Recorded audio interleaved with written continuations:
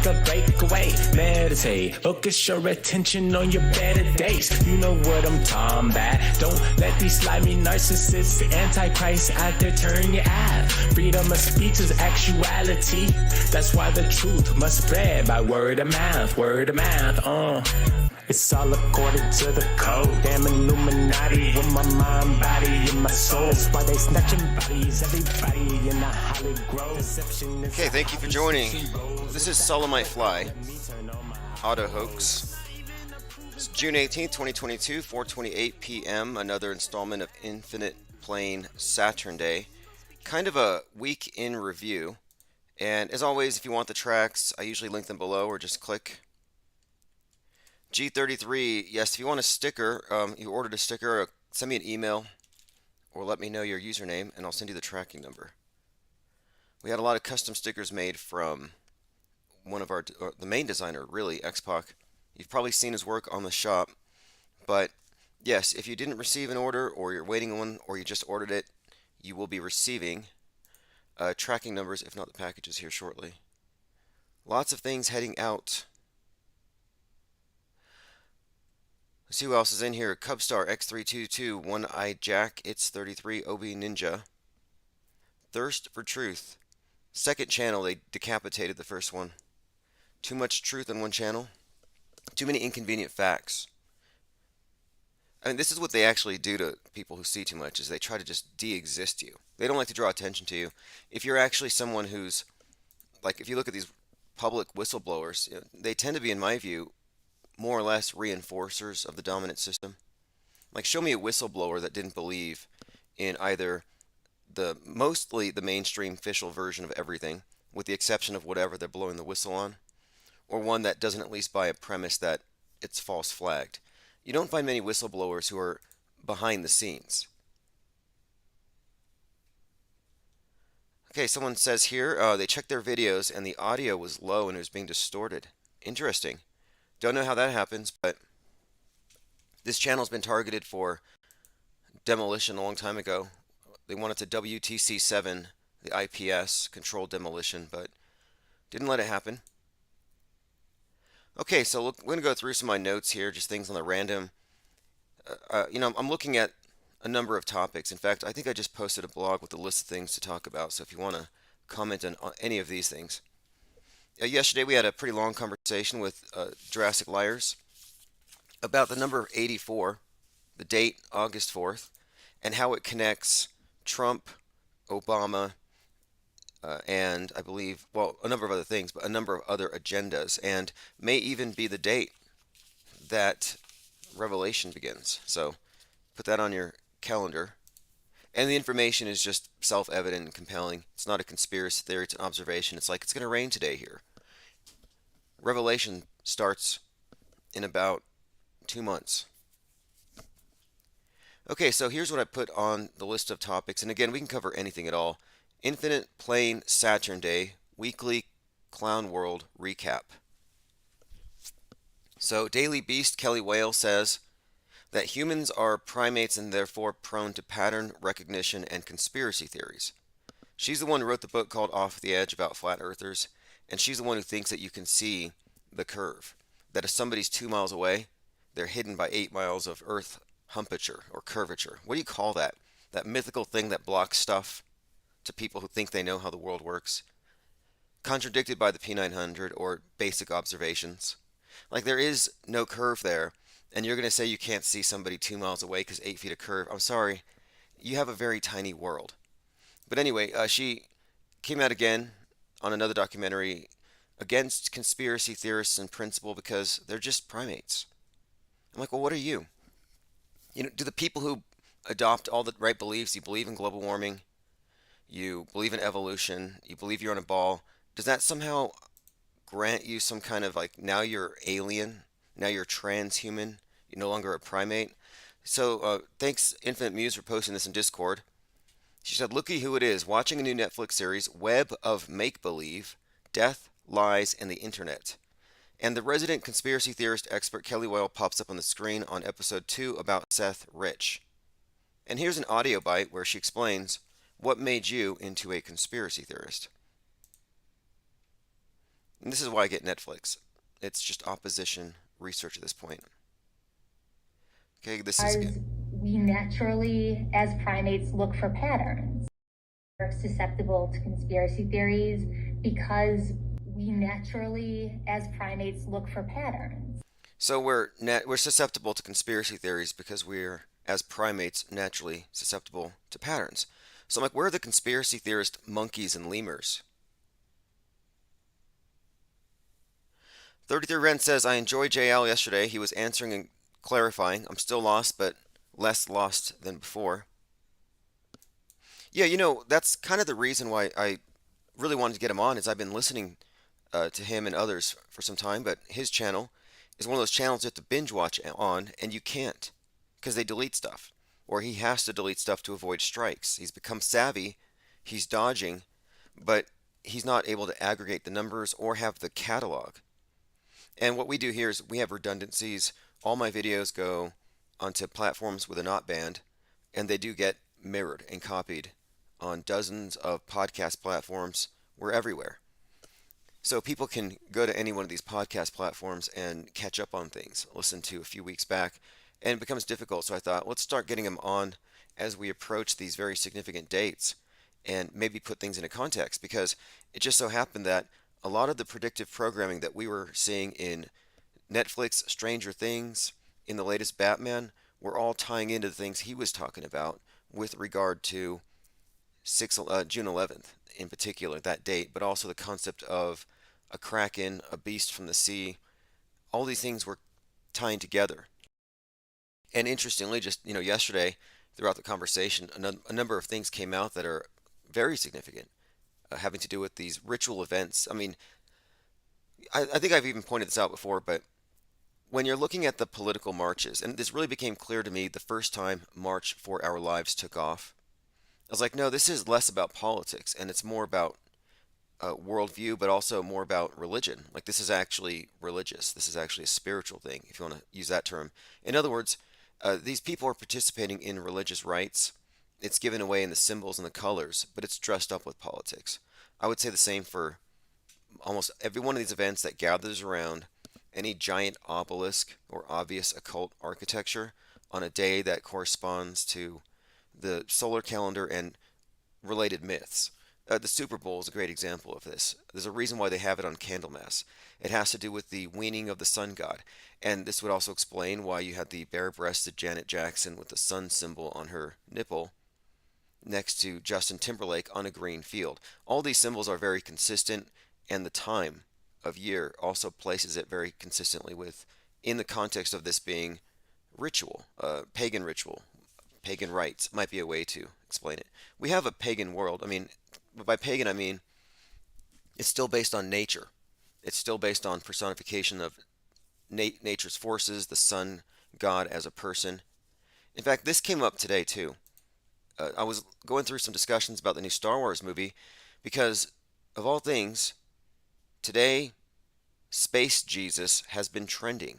And Space Jesus was trending because someone on Twitter said to Star Wars, don't make Star Wars political. And Star Wars said, one, queer characters existing isn't political, and two, Star Wars has wars literally in our name. Well, the response to this was, politics beg to differ, descriptor of content, not intent, you're a brand rep on a PC managing the Twitter of a company, you suck at marketing, and you're alienating potential customers. And four, Star Wars is a Christian story and Anakin is space Jesus. That's why it's got wide appeal. So I don't know who Anakin is. I hadn't watched this. So I've gone through some Reddit feeds. And here's a picture of him. It just looks like a reboot of Luke Skywalker. But in the context of the astrotheological myth, which they constantly teach to the masses under the guise of science fiction for the most part, it would be consistent. Luke Skywalker is the sun. Jesus would be one variant of the same sun god. Lumia says, what's funny is, and you're speaking of Kelly Weil, she makes fun of things while saying over the edge, but according to her, boats fall over an edge. Yeah, exactly. The concept of things going over an edge shouldn't even be a flat earth concept.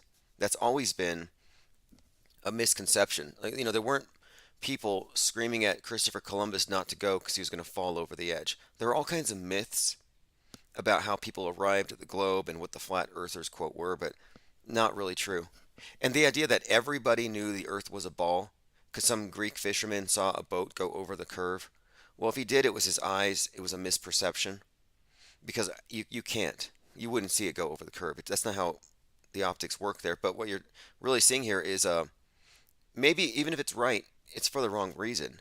But my point is the idea that one guy saw this, now everybody knows. I'm sorry, even the 100th monkey effect is probably fake.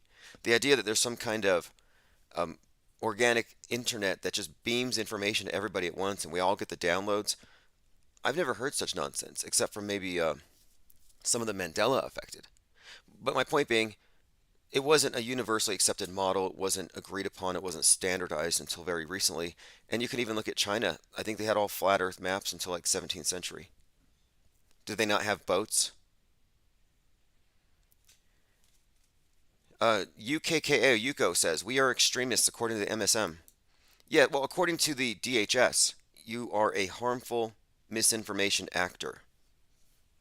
You're a spreader of mis, dis, and malinformation.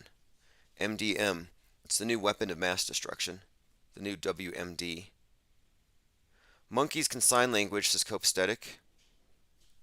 Right. Oh yeah, they can do quite a bit. In fact, I mean, so many animals are just incredible all on their own. And I was just studying elephants this morning on Twitter. I woke up for some reason watching videos of elephants wrecking things. One elephant pulled a guy off his bike and then stole his bike. Like I watched an elephant steal a guy's bike, and he was kind of he wasn't being trampled hard, but the elephant was beating him, and it picked up the bike. It must have held it up like 15 feet in the air, and it slammed it on the guy before he finally got away. But there's an intelligence to it. There was one elephant that appeared to be annoyed at someone snickering and taking pictures, and it flung a large catcher's mitt full in its trunk of just what appeared to be fecal matter, and literally doused the cameraman from like 20 feet away in a very targeted manner. So, joined here by Pete Shea. Thank you for joining. Pete Shea says Elvis is, yeah, if you want to call in about Elvis, please do. And hey, if you're not in America, if you can't call in on the 833 number, just use Skype. It's Infinite Plane Radio. Maxwell Cooper says Anakin, and again, this is the space Jesus that's trending right now, was supposed to bring balance to the Force, and the darkness overcame him. He fell into lava, rescued by the Emperor, and became Darth Vader. So, okay, this is Darth Vader before, but this is also consistent with the myth. Because, Luke gets his hand chopped off, hangs in Cross City, very Jesus-like, and then he has his hand reattached. Well, it's not really about his hand, it's about the lightsaber and what that represents. And so it ties into the myth of Osiris. So Luke is, in many ways, even though he's killed by his father, the way the myth goes, it's almost like a continuous character, if that makes any sense. And it's so let me go ahead and bring up some other examples how this has been explained. And this is from Reddit. Anakin was the chosen one. He had no father, and that's an interesting point there. And I bring this up with a few world stage characters, but Anakin was the chosen one, had the highest midi-chlorian count, supposed to be the greatest of the Jedi. Jesus was the greatest of all prophets. And I think you can find a lot of Jedi and Jesuit connections as well. They both fell into darkness. Anakin when he became Darth Vader, and Jesus when he descended into hell for 3 days. See, the descent into hell is interesting. It's key here. And when you look at some of the imagery of, is it Anakin in his later years? There's an older version. It was a different Darth Vader-like character, but I just keep seeing the way they represent him is the red sword is usually, it looks like an upside-down cross. So an inverted cross. And I think that might be a way of signifying it represents the dark aspect of the sun god in the underworld. And this is sort of reflected in the Apocrypha when you have Jesus going down into hell. And then this is all part of the story anyway. The personification is simply the sun god is walking, like Luke Skywalker, traveling across the sky. and every hour loses a part. It's just like slowly dying, and then it gets its finale is at sunset, which is the Terminator line. And this is where you get the character of the Terminator, who's also very Darth Vader-like. Terminator, like T2, coming after JC, John Connor, the Savior. So that's where you get a lot of the cross stuff. But I think they're on point here that yes, Anakin would be an analogous character. Their myths aren't always the same, but they have the same essential template. Okay, so they were both redeemed. Anakin when he struck down the Emperor, and Jesus when he resurrected. That's a fan theory, not what Lucas was going for perfectly. There's more things in here. Okay, we will continue through some other related things with this. I have a lot more about Star Wars to go into.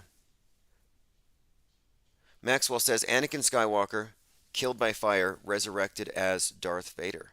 Okay, so you have the Phoenix thing as well.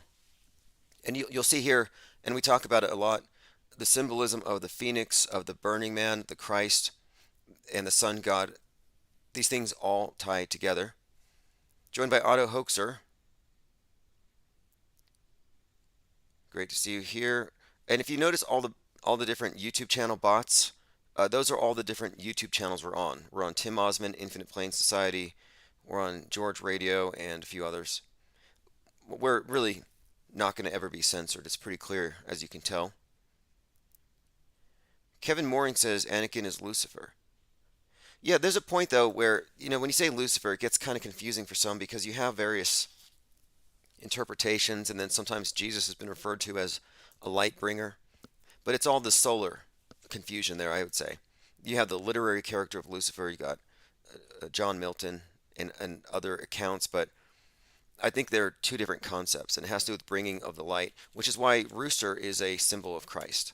And I brought this up because of the Top Gun movie. The rooster as a symbol becomes a call to repentance.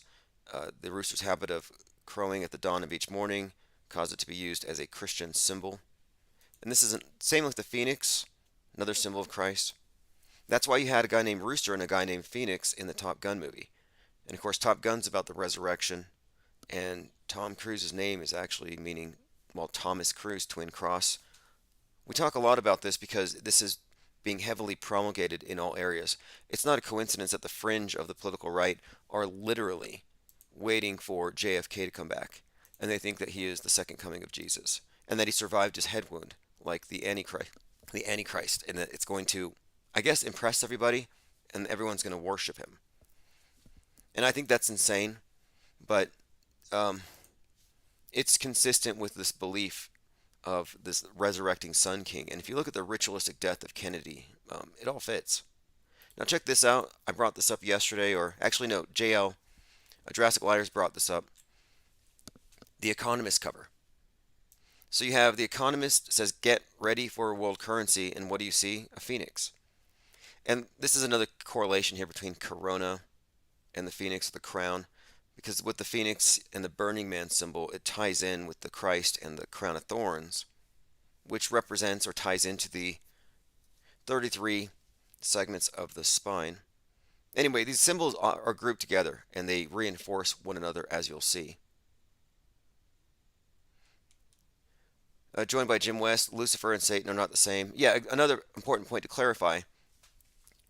But Satan and Lucifer are not the same, and then people often conflate Saturn with Satan, but there are some overlaps here, and there are some things worth looking at, and it's all in the template. Like you can connect T2, Terminator 2, the concept of the time-traveling savior JC. This is all part of the same storyline. And by the way, T2 has a lot of 9/11 predictive programming, and it predicts the destruction of Seattle with a nuke. But you can connect this in the modern, right now in this present context, with the Pluto's return, Pluto 2, Terminator 2, the Donde 2, which reference the return of Hades, and then Putin's Satan 2. So there is a lot of this second coming type stuff being brought up right now. And my thinking here, though, is that the second coming isn't the Christ, as in like a guy with, a guy performing miracles and helping the poor, but I think it's more like this Antichrist type of savior.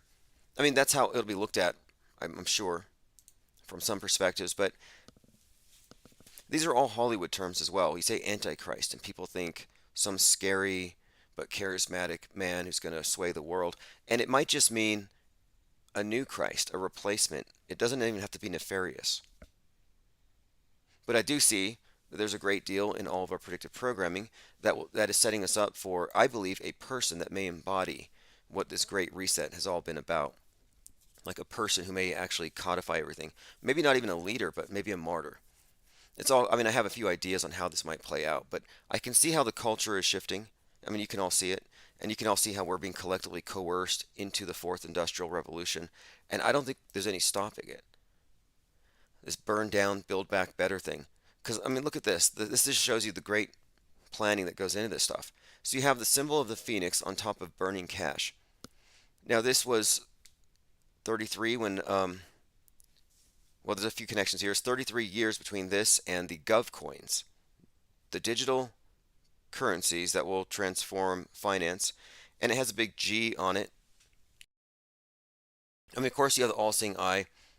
The G stands out, though. In tech we trust. Obviously, it's kind of satire, but a government issue digital currency. But note the timing here of the burning of the cash. And this is before, digital currency. It just said world currency. But it's the same type of coin.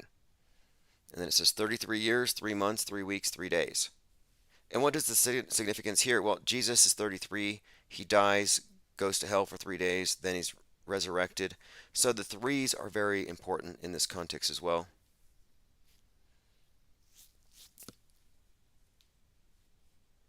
All right, I'm going through everyone's comments. Okay, if anyone wants to call in, I'm going to open up phones here in just a moment. Garrett Summers said, can we look at Biden falling off the bike? Now, was that Biden falling off a bike, or was that Jim Carrey in a Biden mask, clowning for the camera? He looked like his legs didn't look age appropriate. He looked younger. I thought he looked Jim Carrey-ish. But it wasn't a spectacular fall, and he got back up and rode away. And I don't really have any of that Schadenfreude. I don't really get off on watching people I don't relate to or don't like suffering necessarily, because it's such a clown show. But it might be significant. You can't overlook minor things like this. Like, here's an example.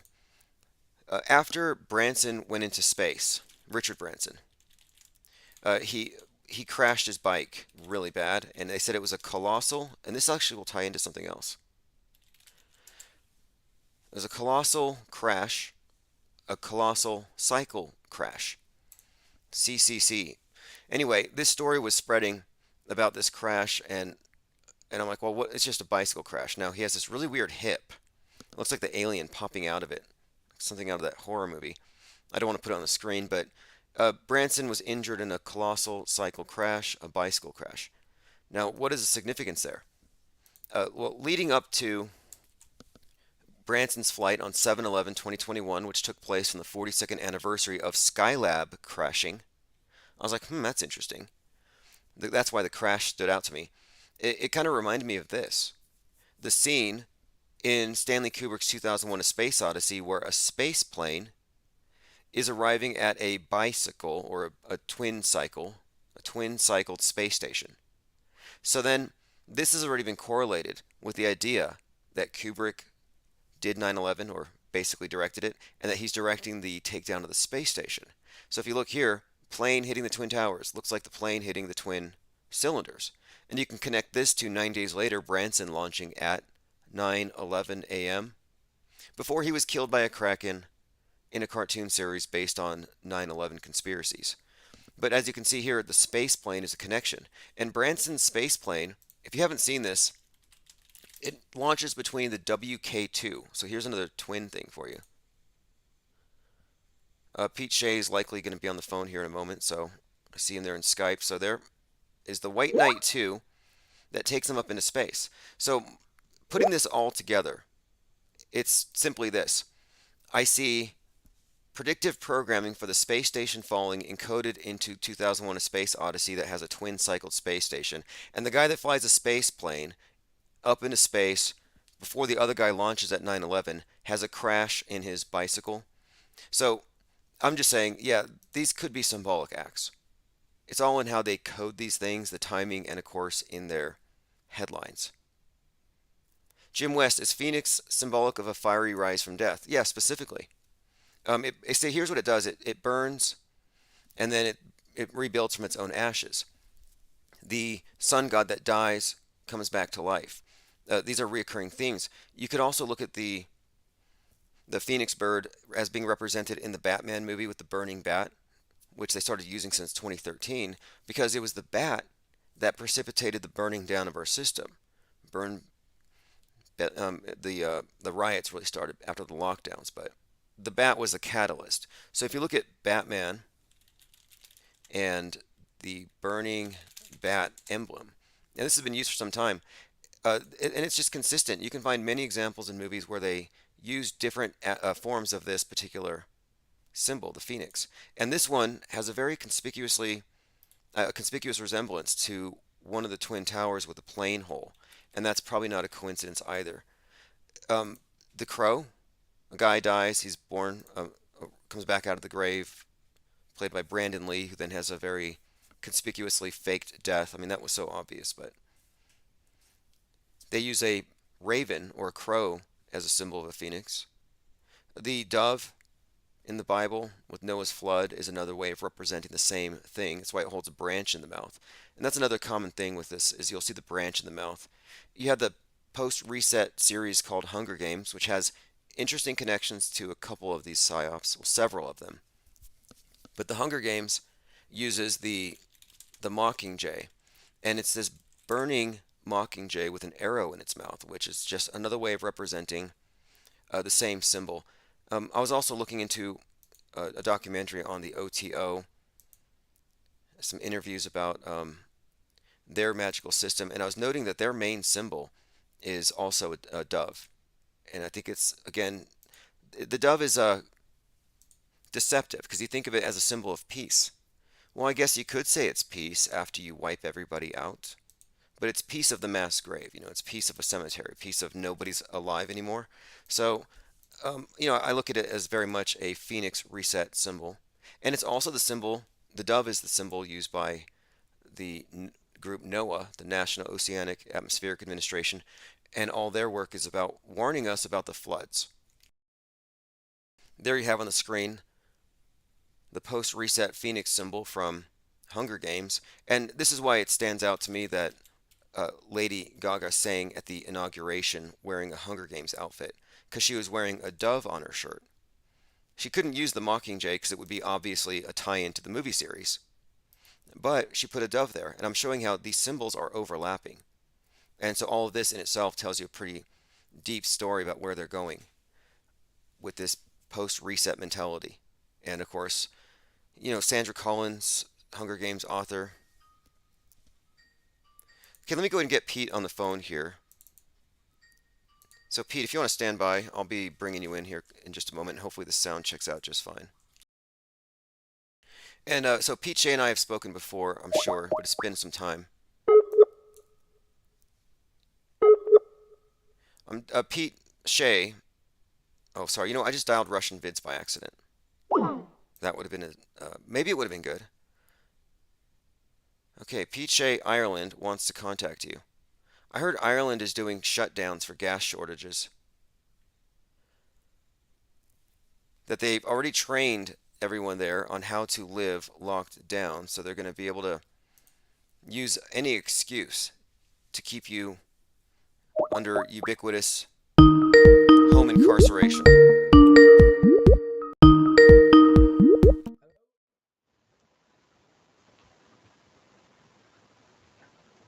Hello. I can't hear anything if someone is trying to speak. I just answered the call. Maybe. Okay. Teething problems, Tim. If you're trying to ring me, and if you can hear me, I don't know. I don't know what you're hearing or anything. Let me just hang up again.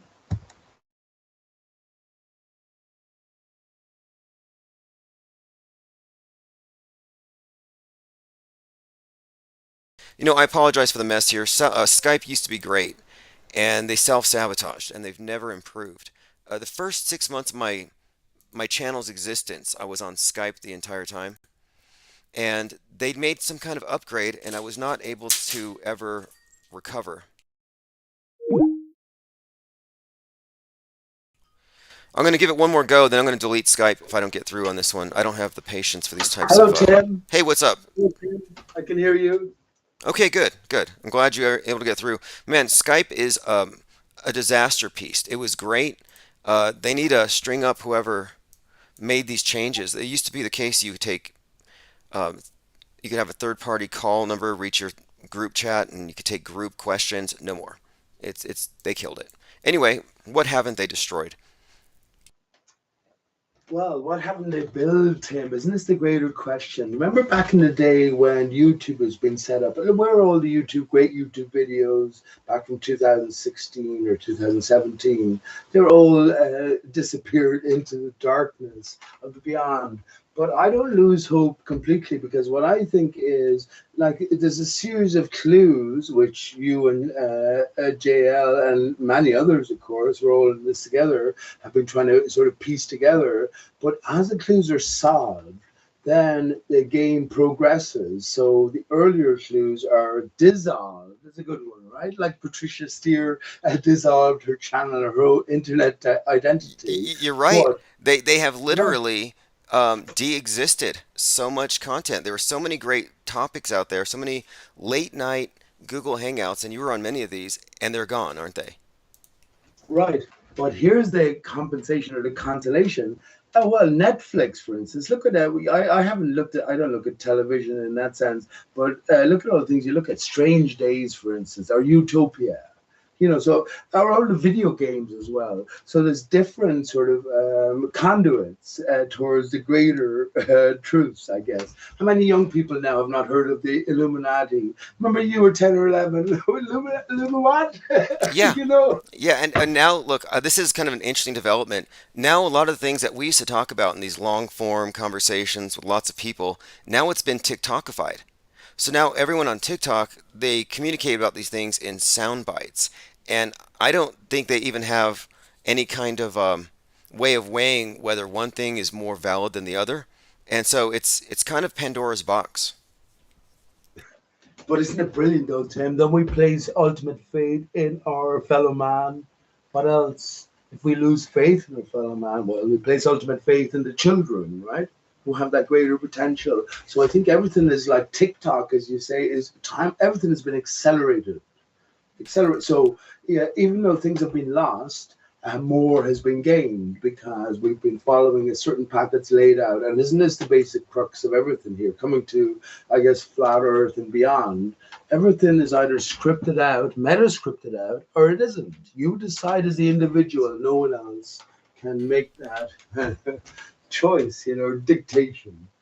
The scripting to me, the most interesting thing right now is what seems to be leading up to this quote Kraken release, and how it is so well timed with all of the media, the entertainment propaganda, and astrology. So I think that 6/11, there were many hints on that day. We were given the face of the Kraken, and I think it's going to be about the left-right political schism in America that may necessitate some third-party intervention, possibly the Satan II missile. What do you think? What's more likely in your view? Fake nukes, or fake alien invasion, or fake artificial intelligence God? Right. This is, of course, much deeper. And anyone listening, I love Tim, and we go back years in a sense. But I'm a member of Discord as well, and have my own my own devoted aspect, isn't it, Tim? With the Dota and other. That's a great word. What's the word again? Oh yeah, you have your own dodo chamber.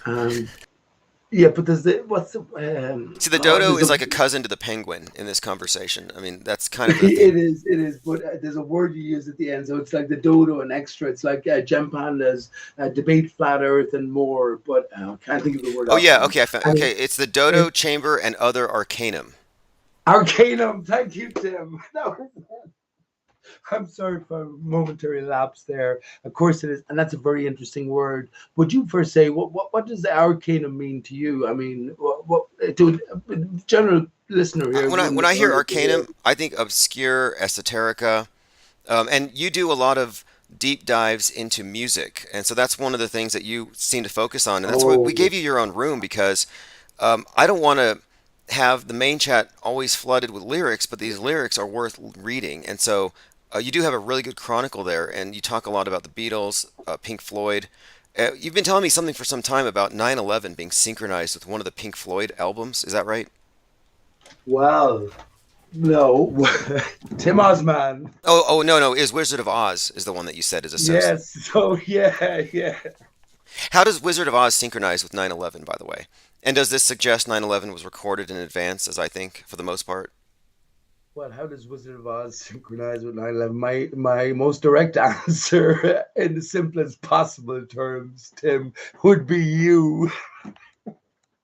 Now, let me just forget about that for a second. Let me just say, so yeah, Pink Floyd album, is it Dark Side of the Moon coincides with the Wizard of Oz. If you play them side by side, you have a synchronicity. So you have a soundtrack to the pre-prepared movie. So with 9/11, I have a great story, Tim, honest to God.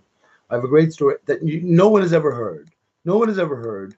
And I know it's true only because of the circumstances involved. But not to go into that, hold me to that another stage, and even in Discord or whatever. But here, yeah, when it comes to 9/11 being a pre-prepared movie, was it a mix of sort of real-time events and incorporated CGI or fake planes or whatever like that?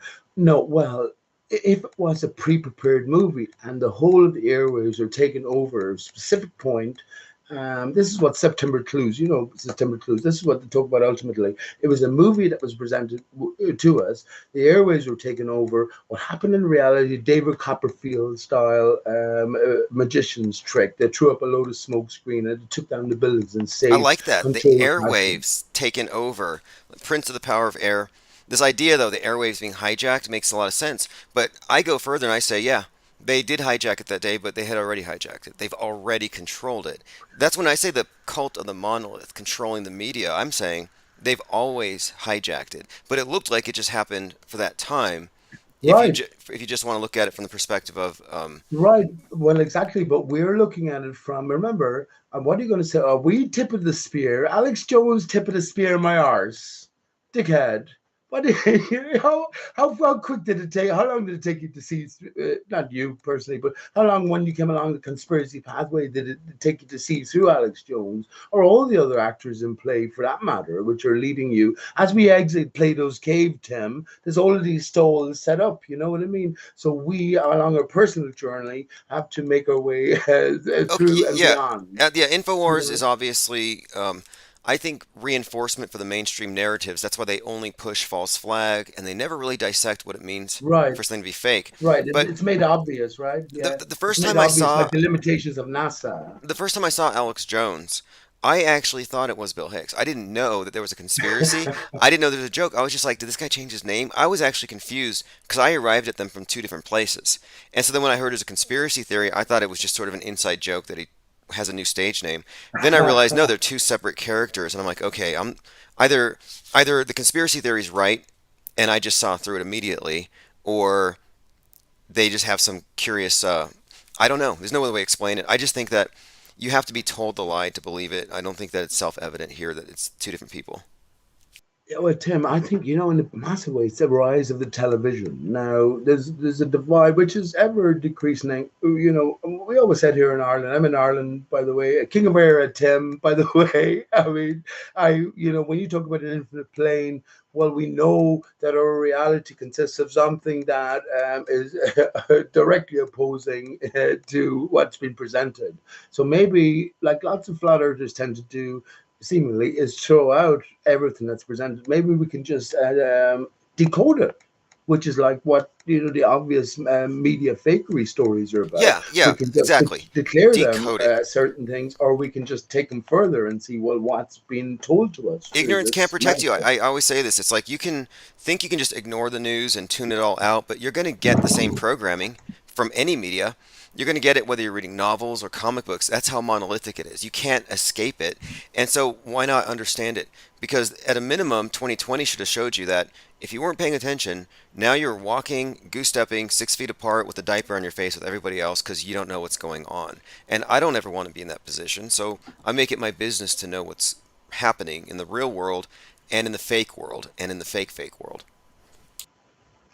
Right, and well, remember Donald Rumsfeld, and he talks about the known knowns and the unknown knowns and the unknown unknowns. Yeah. Where do we go Yeah. from here, Tim? Yeah, exactly. So we got the real world, and that's where you eat, and that's where you actually inhale like air and everything.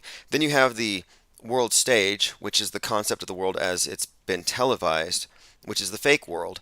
And then on the fake world that we all agree is real because it's all just more or less curated, they have the simulated news events that are increasingly faker. So like whatever happens in outer space is fake. If space travel itself is fake, it doesn't matter how many stories they tell you about what they found on Mars. If they never established Mars as a landable place, I just put that in the category of like doubly fake. It's an important distinction here because the thing is, So funny, Tim. because look, we are one step removed from the world stage, and it gives us a level of objectivity. And I consider what we do to be a parallel news organization giving a critique rather than anti-media or alternative media, because we're not on their sinking ship. We're just kind of like watching it from the side. Well, Tim, consider this, but you know I've said this to you. You're probably the most famous man in history. When we consider it in this backdrop, Einstein was a fraud. He was a tranny married to a butch man in drag.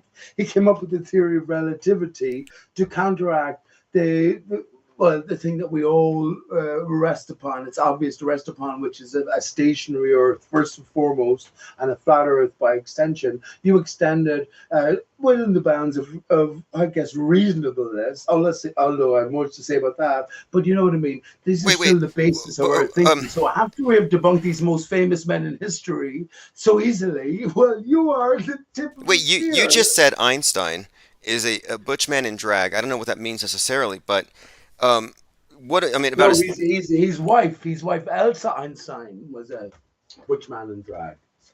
okay, I never heard that Just give before, up but a picture. Just Wikipedia it. I'll take your word for it though. But I hear so many wild things. I got some guy trying to convince me that Albert Einstein was a character played by Pablo Picasso. Whoa, no way. Tim, you never cease to amaze me, man. That's I think that's just a every rumor. interaction we have in our lives is so valuable. It's just I it's have just a connection rumor. to make But between both. Yeah. but Picasso and Einstein, do they have a resemblance? The guy who put this theory together suggested that they were both equally in part of destroying the modern mind, and he had a very he thought these guys were just, I guess you would consider them to be like inserting malware into the mass mind and destroying our sense of absolutes, perhaps to disconnect us from reality to make us easy prey for mass media deception. I kind of think so. Maybe they turned our mass mind into jello. But here, look, you got the two of them. I see kind of a resemblance there. What do you think? Let me have a look at the main screen here. That's a crazy thought. I have a connection in a different way, but I wouldn't be surprised by it. I don't know, like Bob Dylan or Paul McCartney or Elvis. There's many different versions of them. It's like Obama as well. You know what I mean? So it's all a gameplay, but I have to look in. Okay, well, since we're on this topic, yesterday I had a long conversation with Jurassic Liars about the Oh, significance hang of on one second, Elvis. Tim. One Elvis. second. Let me tell you my immediate impression, right? Honestly, just because it's at the tip of my head. Do you remember Picasso's? Sure. Okay, Okay. I'm sorry, you got cut off for a second. Start again? Sorry, Tim. Yeah, Sorry. please go ahead and start again, and then we'll get into other things. But yeah, again, what was your impression again? My impression was that outside of what you were suggesting here, I never heard this before, but I already associated Picasso with, is it no, it's not Picasso with the melting clocks. Is it? I'm thinking of someone else. I think the one with the melting clocks would be Salvador Dali. Dali, I'm sorry. So that's why it was just I said I had to express my immediate impression. Salvador Dali with the melting clocks, and Einstein also melted time. But Oh, okay, sorry interesting, about that. interesting. And Sorry what about is that. Einstein? Okay, anyway, we'll probably move on from this here in a minute. But I remember you had posted something about the meaning of Einstein. Anything on that the name? Because you tended to Right. there was Are you something. gonna? You want to do this, Tim? Are you really want to do this? Well, I really just wanted to get you to call in and get my Skype to work, and then just kind of catch up on a few things. And for people who don't know, if you're in our Discord server, this guy, the person on the phone here, Pete Shea, his room is the one full of all kinds of interesting decodes on obscure bits of music, a whole lot of things about the Beatles, and of course, all of the characters on the cover of Sergeant Pepper's Lonely Hearts Club. Interesting stuff. So The dodo holes, we call it. that's so interesting, isn't it, Tim? It is really so interesting. If we think in terms of sort of advanced decoding, so realizing that there's not just one layer, it's multiple layers of the onion. So when you become aware of the layers and you move from fakery to fakery within fakery to within etc., where do you end up? Do you end up at the outside or do you end up at the very inside? This is, I think, the whole point. And I will just stress to anyone listening: are we going out live now, right, Tim? Are we live on your YouTube channel as normal? Oh yeah, we are live. In fact, Excellent. okay, one more thing I want to bring up since you're here. One of the things you've tended to kind of bring up a lot is the significance of Alice in Wonderland. And Right. one thing that came up recently is this thing called the Alice in Wonderland syndrome, and that's basically an STD that's a side effect from the Epstein. No, it's a side effect of an STD, which is called the Epstein-Barr virus. So Epstein-Barr virus gives you Alice in Wonderland syndrome, which apparently makes you feel like you're Alice in Wonderland. Distortions of time, space, and how big you are, how big other things are. It sounds bogus to me. I'm just wondering if you had any thoughts on that. Well, Tim, do this for your audience here. Bring up the original Sabian .org version of Alice in Wonderland and just bring up the initial page. So the original pictorials, you're an artist yourself, of course you are, Tim, and the original etchings by John Tenniel. And here's where everything connects: me, you, and JL. Well, that's Elvis. I'm going to say if you bring up the picture and you just see the representation of Alice, I've been through all of this on my own channel for years, but Alice is neither male, female, adult, or child. So it's a combination of all. Now, when it comes to this, I guess ultimately what it's trying to say is we are Alice, and we have to find ourselves where we are, or we got to reckon where we are amidst all this distortion. Remember, when we were globalists, when we were ballers, when we were members of the cult of who, Tim, Aristarchus of Samos, who was the first to take us away, according to the official story that is, from Central Earth to the sun being the central focus. Well, then, beyond that, where we find ourselves now in an infinite universe, a tiny speck on a tiny speck.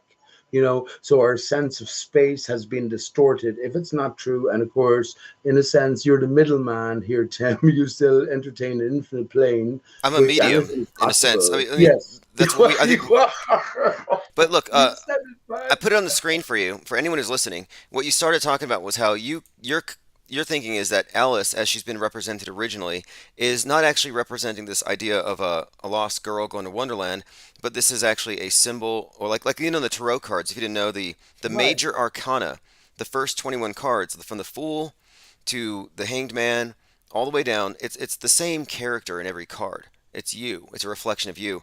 And so when you brought up that Alice might actually be sort of an amalgamation or representative of everyone, it kind of made sense.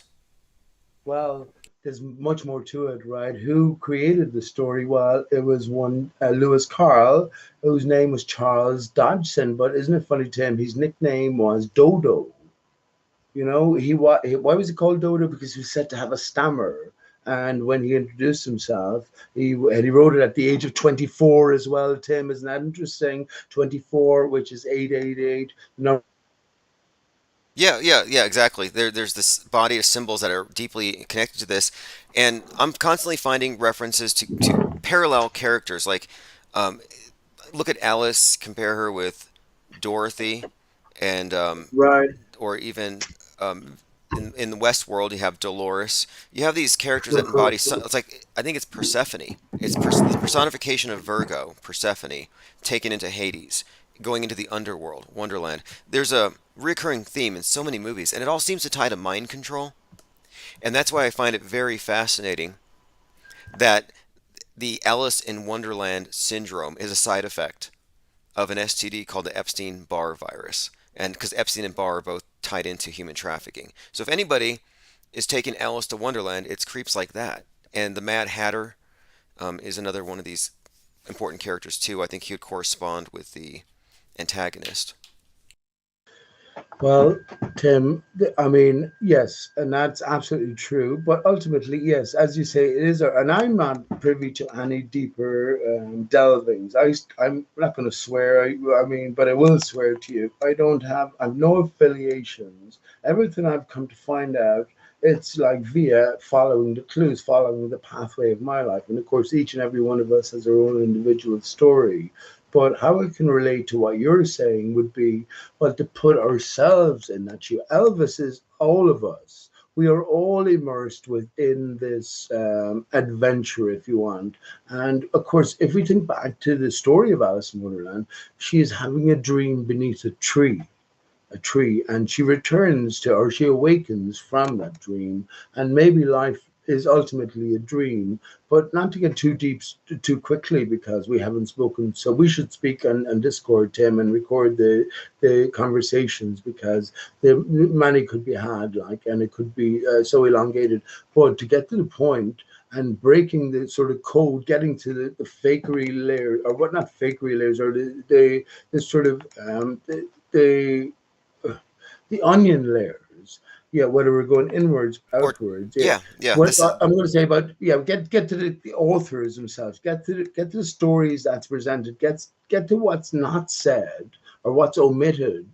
Once you're able to read the clues to a certain point, and then follow. I can expand upon that, but I think yeah, too. I that's it. look at this thing as the Wonderland is the world stage, and Alice in Wonderland, it's the person who's immersed in it, who has given over really a great deal of their ability to interpret real and fake. I mean, it's a philosophical and logical error to assume everything you see on the screen can be taken as just another sensory apparatus, and that's kind of what has happened. And so we're all essentially, in that sense, Alice in Wonderland. This was also encoded into the Matrix. And there's a movie I was talking about with Jurassic Liars yesterday, Donnie Darko.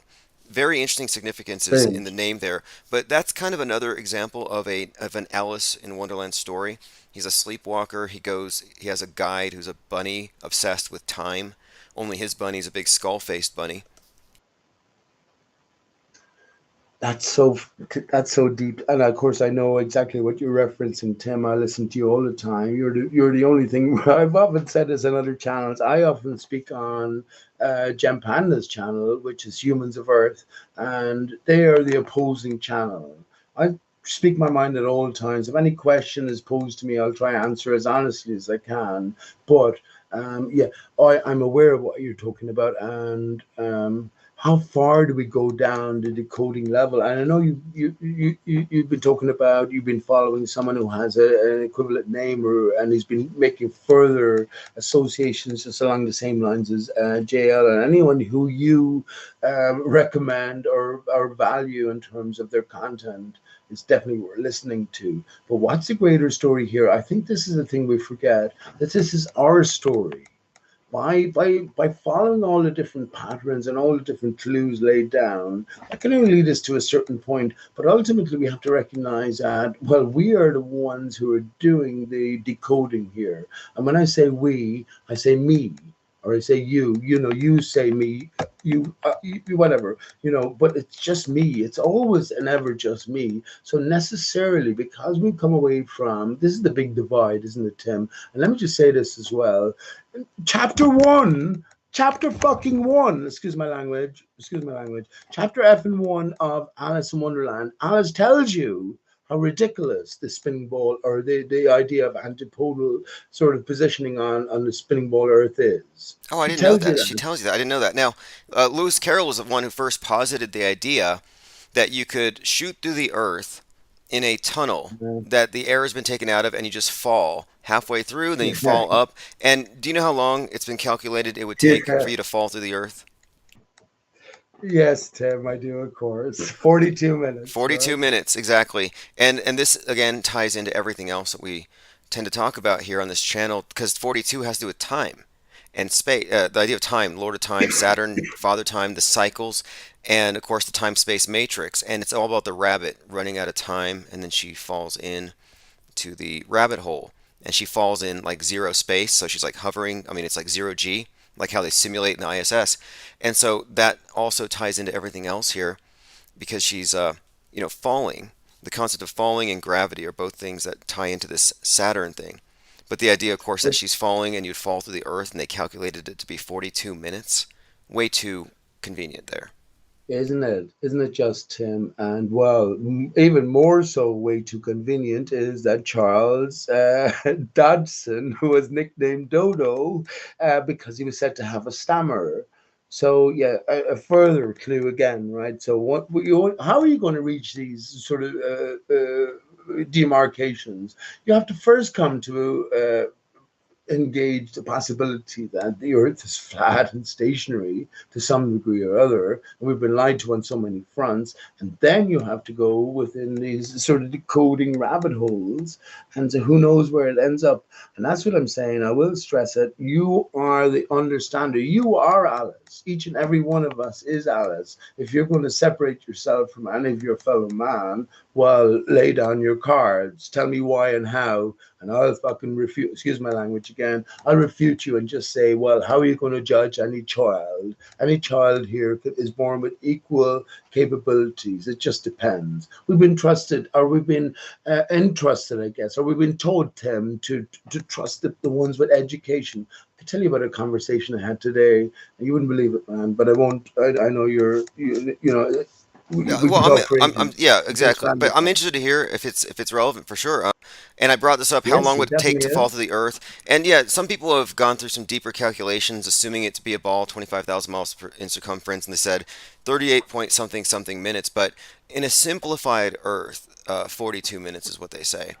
And the idea, of course, is ties in though. Mostly, I brought this up because the person who came up with the idea of drilling a hole in the Antipodes would be It's Lewis Lewis Carroll. Carroll, yeah. Yeah, and so that's the Yeah. first guy who had conceptualized space So, travel. That's the first time space travel, and she was space traveling when she went down into Wonderland. You know, the zero G fall, just kind of floating. well, I mean, I don't want to go straight to where I'm at right now, Tim. I'm not sure how to handle, because there's so much to be said, and you're going to lose so many people at every layer in a sense. And we've been at this for years. You know what I mean? Oh, But to you know cut what? to the Wait. On basics, that one point, yeah, though, I don't think that truth should be alienating. What alienates people is when you try to pander to political correctness while trying to venture into truth. So the people who are 1 foot in, 1 foot out, like Alex Jones types, yeah, they're always yeah, off-putting because they're so divisive. And so, I think truth itself, just the okay. facts themselves, shouldn't be upsetting. And so what I always point to here is, you may not agree with my conclusions. I don't have many, but you have to agree with the facts. You can't really cry those away. You can't ignore them away. The facts just stand, and we have Well, receipts. Well, our Alex Jones is easily transparent, but when it comes to facts, when we travel further back in history, his story, right? Of course, how much can we rely on facts? Good. What do we base our sort of current and future thinking on in terms of acceptance of the validity of the facts in inverted commas presented? You know what I mean? And I Yeah, think this is yeah. the whole point beyond flat Earth, isn't it? And you mentioned it, of course, Tim, of course, many times. Well, I mean, we can't trust present history, not to mind intermediate history or our past history. So Yeah, that so leaves us in a quandary, well, right? here's where we With the are. queue. Where we are in a place where we're recognizing that media criticism is actually more philosophical because if people are operating on faulty premises here, where they're saying, Right, "I trust this source, not that source." Well, I'm sorry, but right. you have to go with the premise of, is it evidence-based? Is it feelings-based? And start from there, and you'll find most people, they believe a lot of things and they have a lot of emotion attached to it. But when you ask them to verify it, or do they know it, Right. that's where it falls short. And they train people to respond to beliefs rather than knowledge, and it keeps everyone on an emotional roller coaster. And so I've unplugged from that, and I can't remember the last time a news story actually got a response out of me. I mean, other than, of course, scorn if it's, or disdain if it's particularly egregious. But I mean, you know how it is. You don't get triggered by the No. nuke. You're not afraid of nukes, are you? You're not kept late. You're not. Are you up late at night, Right. worried about the next strain of Yeah. Does moneypox? anyone die? Does anyone die in your world, Tim? Hey, look, and for anybody who would accuse me, because someone had recently, of not wanting to recognize the existence of death, um, I have no problem accepting the basic realities of life and death, and I've worked around the death care profession long enough that if anybody here has a first-hand account of what it's like to be around dead, people responding to the dead, and the bereaved, it would be me. And when I look at actors on the screen, I'm like, they don't have the rain-soaked faces of people who are truly Oh, traumatized by yeah. a murder You or a know it. death. Never. You know. Worst You actors know. in the world. They don't make it into Hollywood. They get into the nightly news. Yeah, but Tim, the whole point is here. This is the layer within the layer, right? Hollywood could have done a whole lot better, but they didn't. So we got to work out why. There's two possibilities. Well, there's a few possibilities. One of the major possibilities is divide and conquer tactics. If you want to alienate or weaken your enemy, especially on a global sense, right? Which is what all the spiel is about. The globalists, etc., taking over a sort of common goal to enslave and conquer the whole of the earth according to evolutionary and spinning ball theory, right? But what are you going to do? Well, you will, because you appreciate the intelligence, natural instincts. People are brilliant, Tim. You have to accept everyone is listening. You're brilliant. You're brilliant. You're a divine spark. But what's the best way of weakening you? To put you in an opposing mindset. And what's the best way of weakening you still within the system or societies that they've presented is, well, to deliver some of the more open people, according to circumstance, the open minds, to these obvious conspiracies. Then when you get chatting to your sisters or your brothers or your wife or your children, there's going to be trouble, Tim, because you're going against the mainstream influence, which is what most people.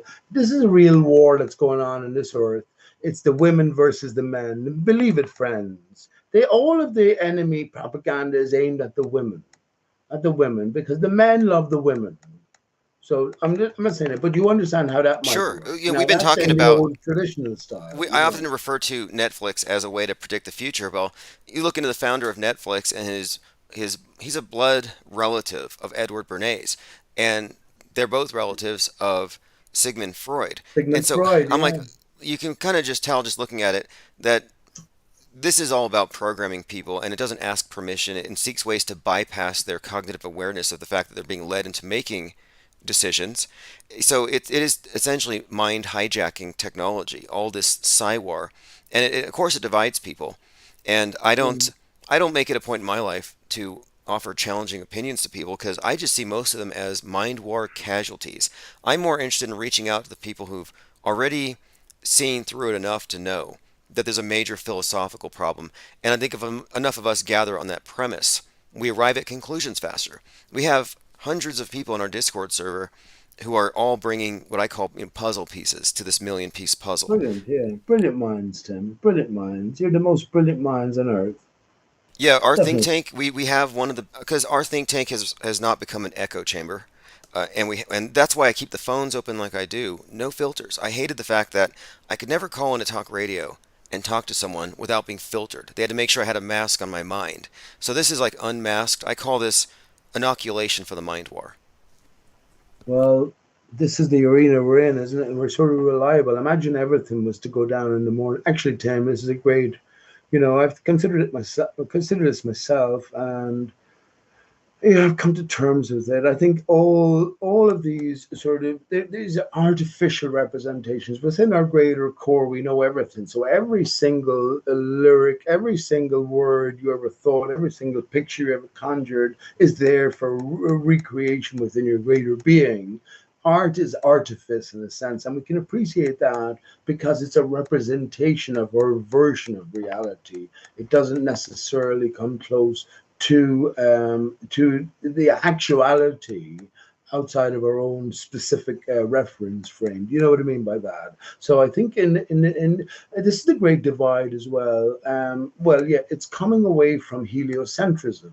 It's coming away from the material only to recognize that there is an immaterial aspect to us. And how fucking excuse my language again, how difficult is it to understand that in the greater context? Actually, this is what everyone's lacking as well, Tim, the greater context. So we're all of equal sort of capabilities, but the context for our thinking has been dictated to. And yeah, with that shifting or with that shaking free of it, well, then the truth can be sort of the Kraken in a sense. Is the Kraken a bad thing after all, Tim? If you were to crack, actually, Tim, let me ask you this: a virus. Remember Independence Day, and the Yes. virus wasn't necessarily bad, right? Because the virus freed humanity from that future doom. Ooh, and So is the that's a Kraken good point. necessarily bad? Interesting. If the Kraken was breaking something that was a lie already, would that not be a good, like my friend, what is it? My enemy's friend, my friend's enemy is my friend. No, whatever. That You is know what I true. mean? Though Yeah, it's sort yeah. of The double enemy of my enemy is negative. my friend. Sure.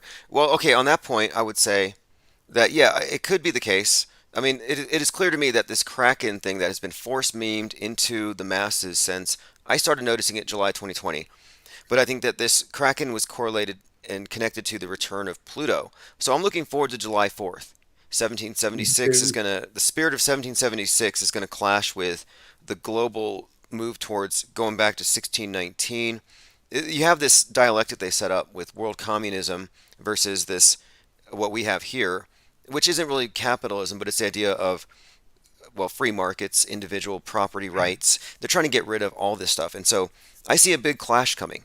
And I think the Kraken might be a good thing. It depends. It might be the intentional Now, destruction of governments to replace it with something that looks better on the surface. And this is where I'm seeing a lot of talk about the introduction of AI. And they've actually named the AI at the World Economic Forum.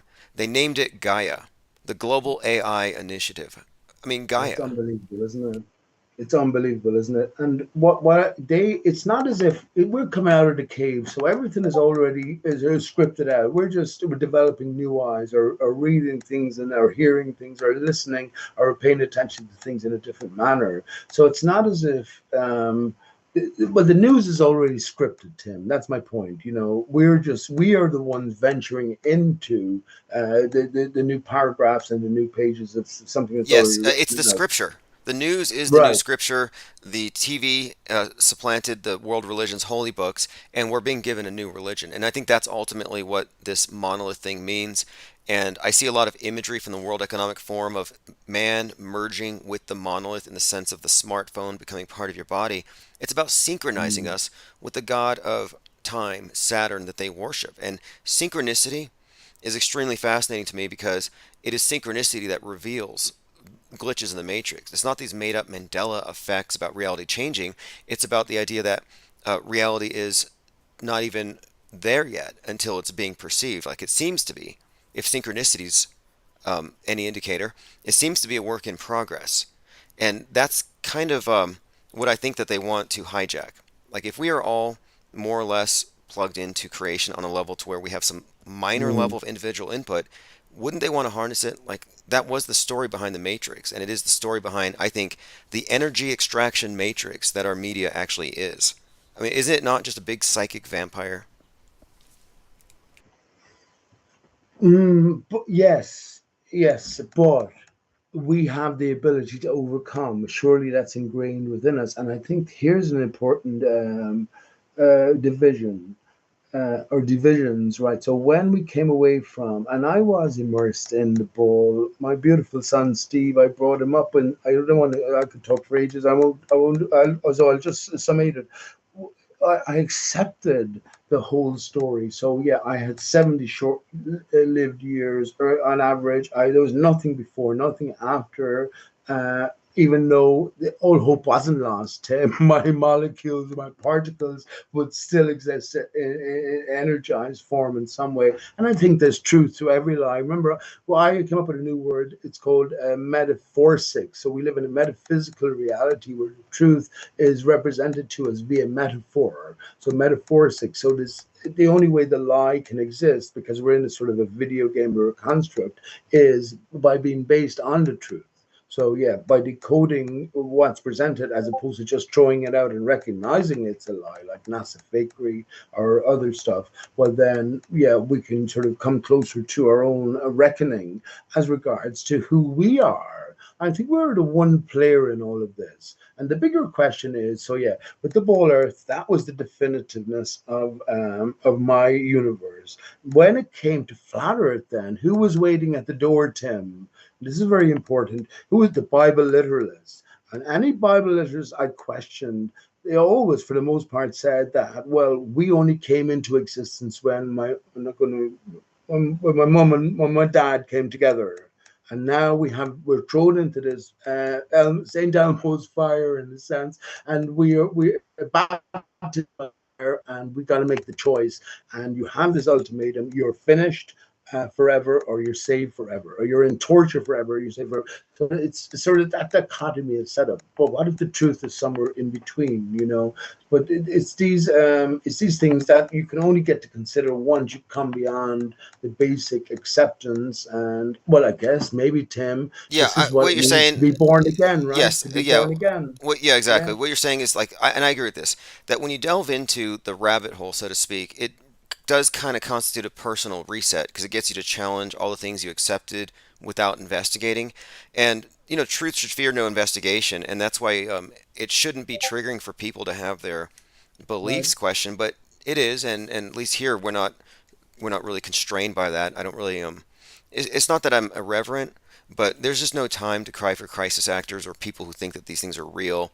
I'm more here. No. I'm more concerned with people who can uh, really correspond with us on this big task. I think of reverse engineering this Right. big thing, and also this is also very it's also educational, and you're not going to learn It stuff is. on the mainstream news that they don't want you to believe. In fact, I think one of the things they do with news is they pack like 48 hours worth of content every 24 hours so that you're forced to choose beliefs rather than come to an actual grasp of what's true. It's two different things. But Pete, this has been Well, great having you on. I want to we say can't. thanks before you go, really quick there. I want to say thanks Okay. to you that Okay. for setting up Skype for me. So anybody in the future, you included, if you want to hit me up on Skype, we're now on Skype, locked and loaded. You just search for what? Infinite Plane Radio or Tim Osmond? What did you search That's for? all I did, and I saw what do you call that, Tim? The green pineapple, I'm guessing, but it's not. But Oh, what do the you call that? logo. Yeah, the Emerald logo. It's a T and an O kind of crossed together for Tim Osmond. It was made by Oh, Travis brilliant, Feep in man! chat. Emerald, PJ is in the Emerald Isle here, so which is Ireland, and Seattle is the Emerald City, right? There's so much more to talk about. Tim, I really appreciate you having me on. It's been great to talk about. And the last thing I would say, just the other option, then finally, Tim, is after we forego the Bible literalists or whatever, well, maybe we existed outside of time prior, and we've just ventured into this by choice version of division, maybe Genesis 2, for the purposes of reunification and realization. But thank you again, my friend. I love you. And yeah, it's been great. Likewise, we'll Cheers, talk everyone. again. Yeah, we'll talk soon. Thanks, Pete.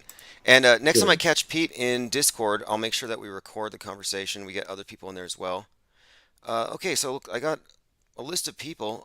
Armoon is on. I'm going to say hi to a few people in chat.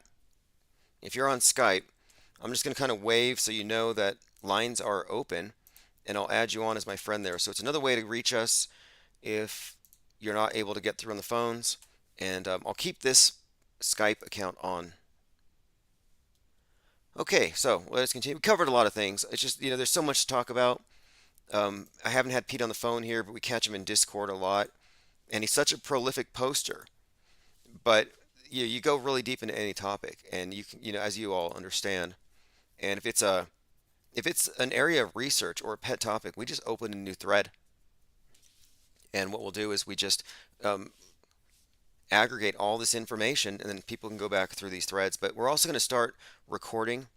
I'm using this thing I learned from John LeBon from johnlebon.com. He uses it. It's called CraigBot in Discord. So it records the conversations. You can download them later.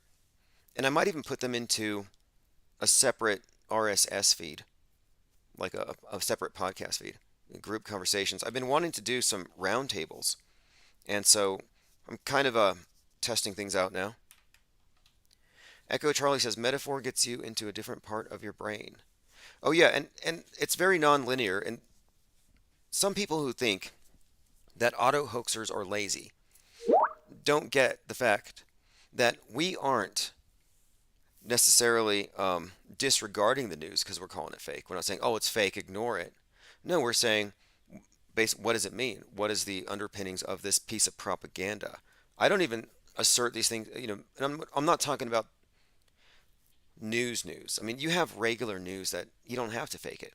And I would even say this, the media doesn't tell all lies. The media is a liar. Big difference.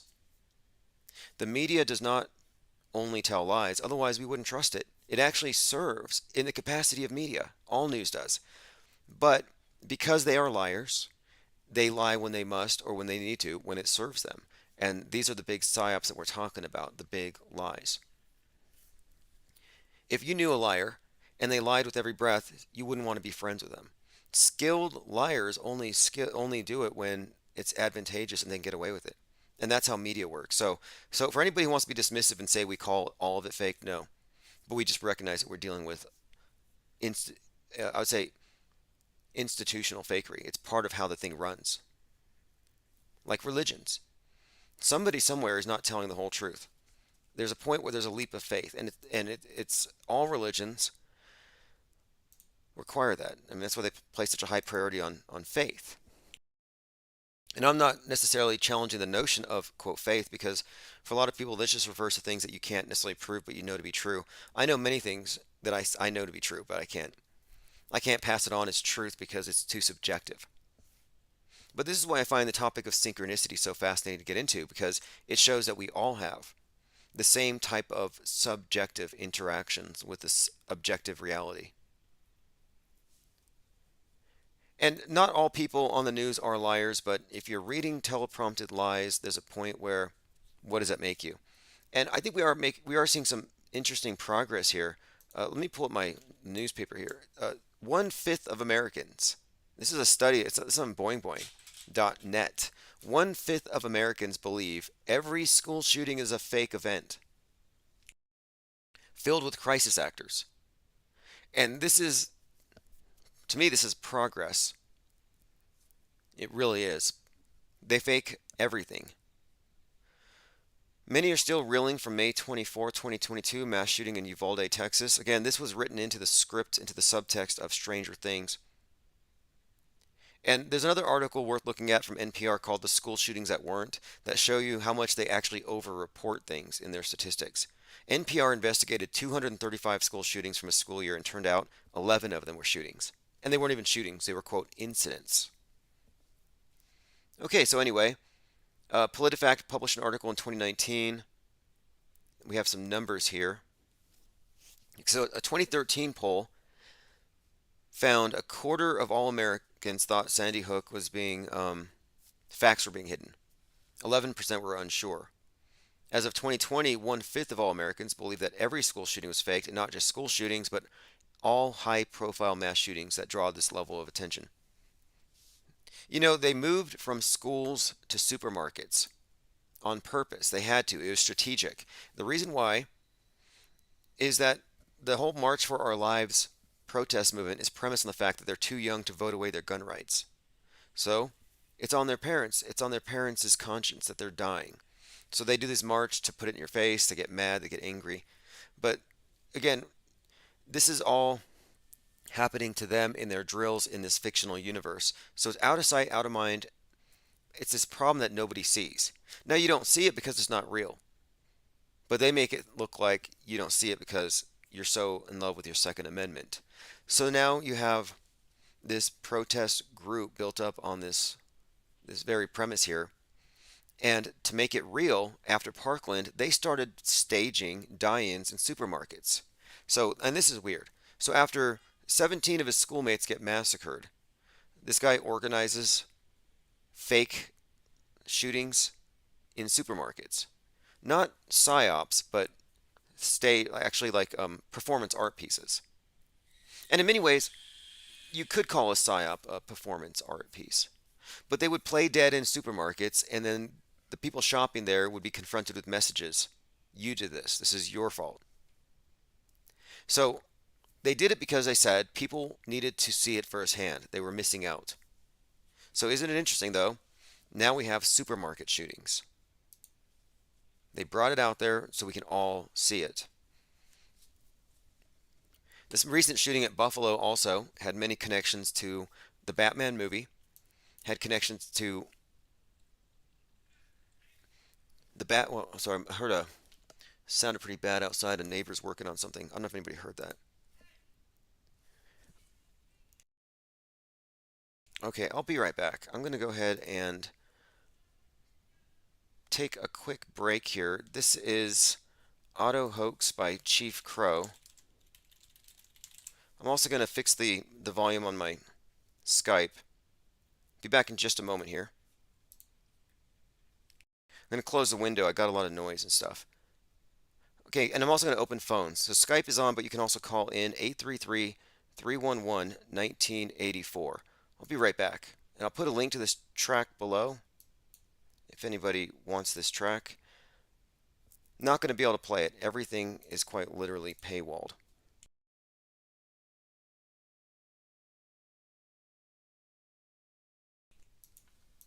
Okay, phones are now open. 833-311-1984. I just did it on the fly here. So let's go through some of the other notes I had taken. We started talking about Space Jesus and this Anakin Skywalker character. Again, Space Jesus is trending on Twitter as we speak because of some minor controversy on Twitter about whether or not Star Wars is political. Again, the Star Wars Twitter rep said it's not political, which, what does that even mean? I have some quotes here from Zbigniew Brzezinski about the coming technotronic era. He says, this involves the gradual appearance of a more controlled society.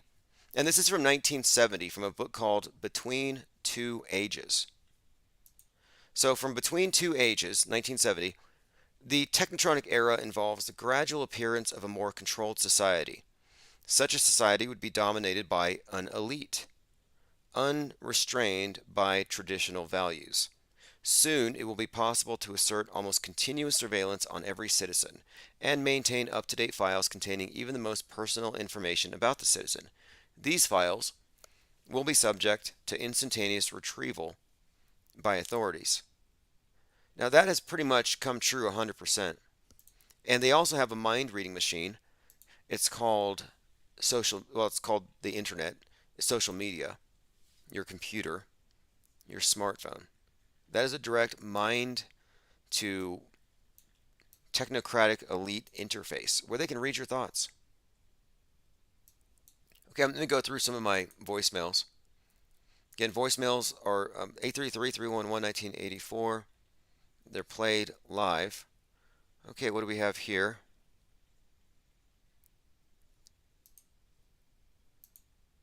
Okay, someone said, can I call you later? Yes, you can call later. Okay, let me play this one again. This one looks interesting. Okay, I have some text messages as well. So you can text message me as well. I have someone else convinced that Dallas Goldbug had a chin implant and became Dearth. Don't know if I believe that. Okay, next one. Hey, Infinite Plane. This is Chris. I was listening to your show, and you were talking about the Bezos launch and angels and satellites and all that kind of stuff and climate change.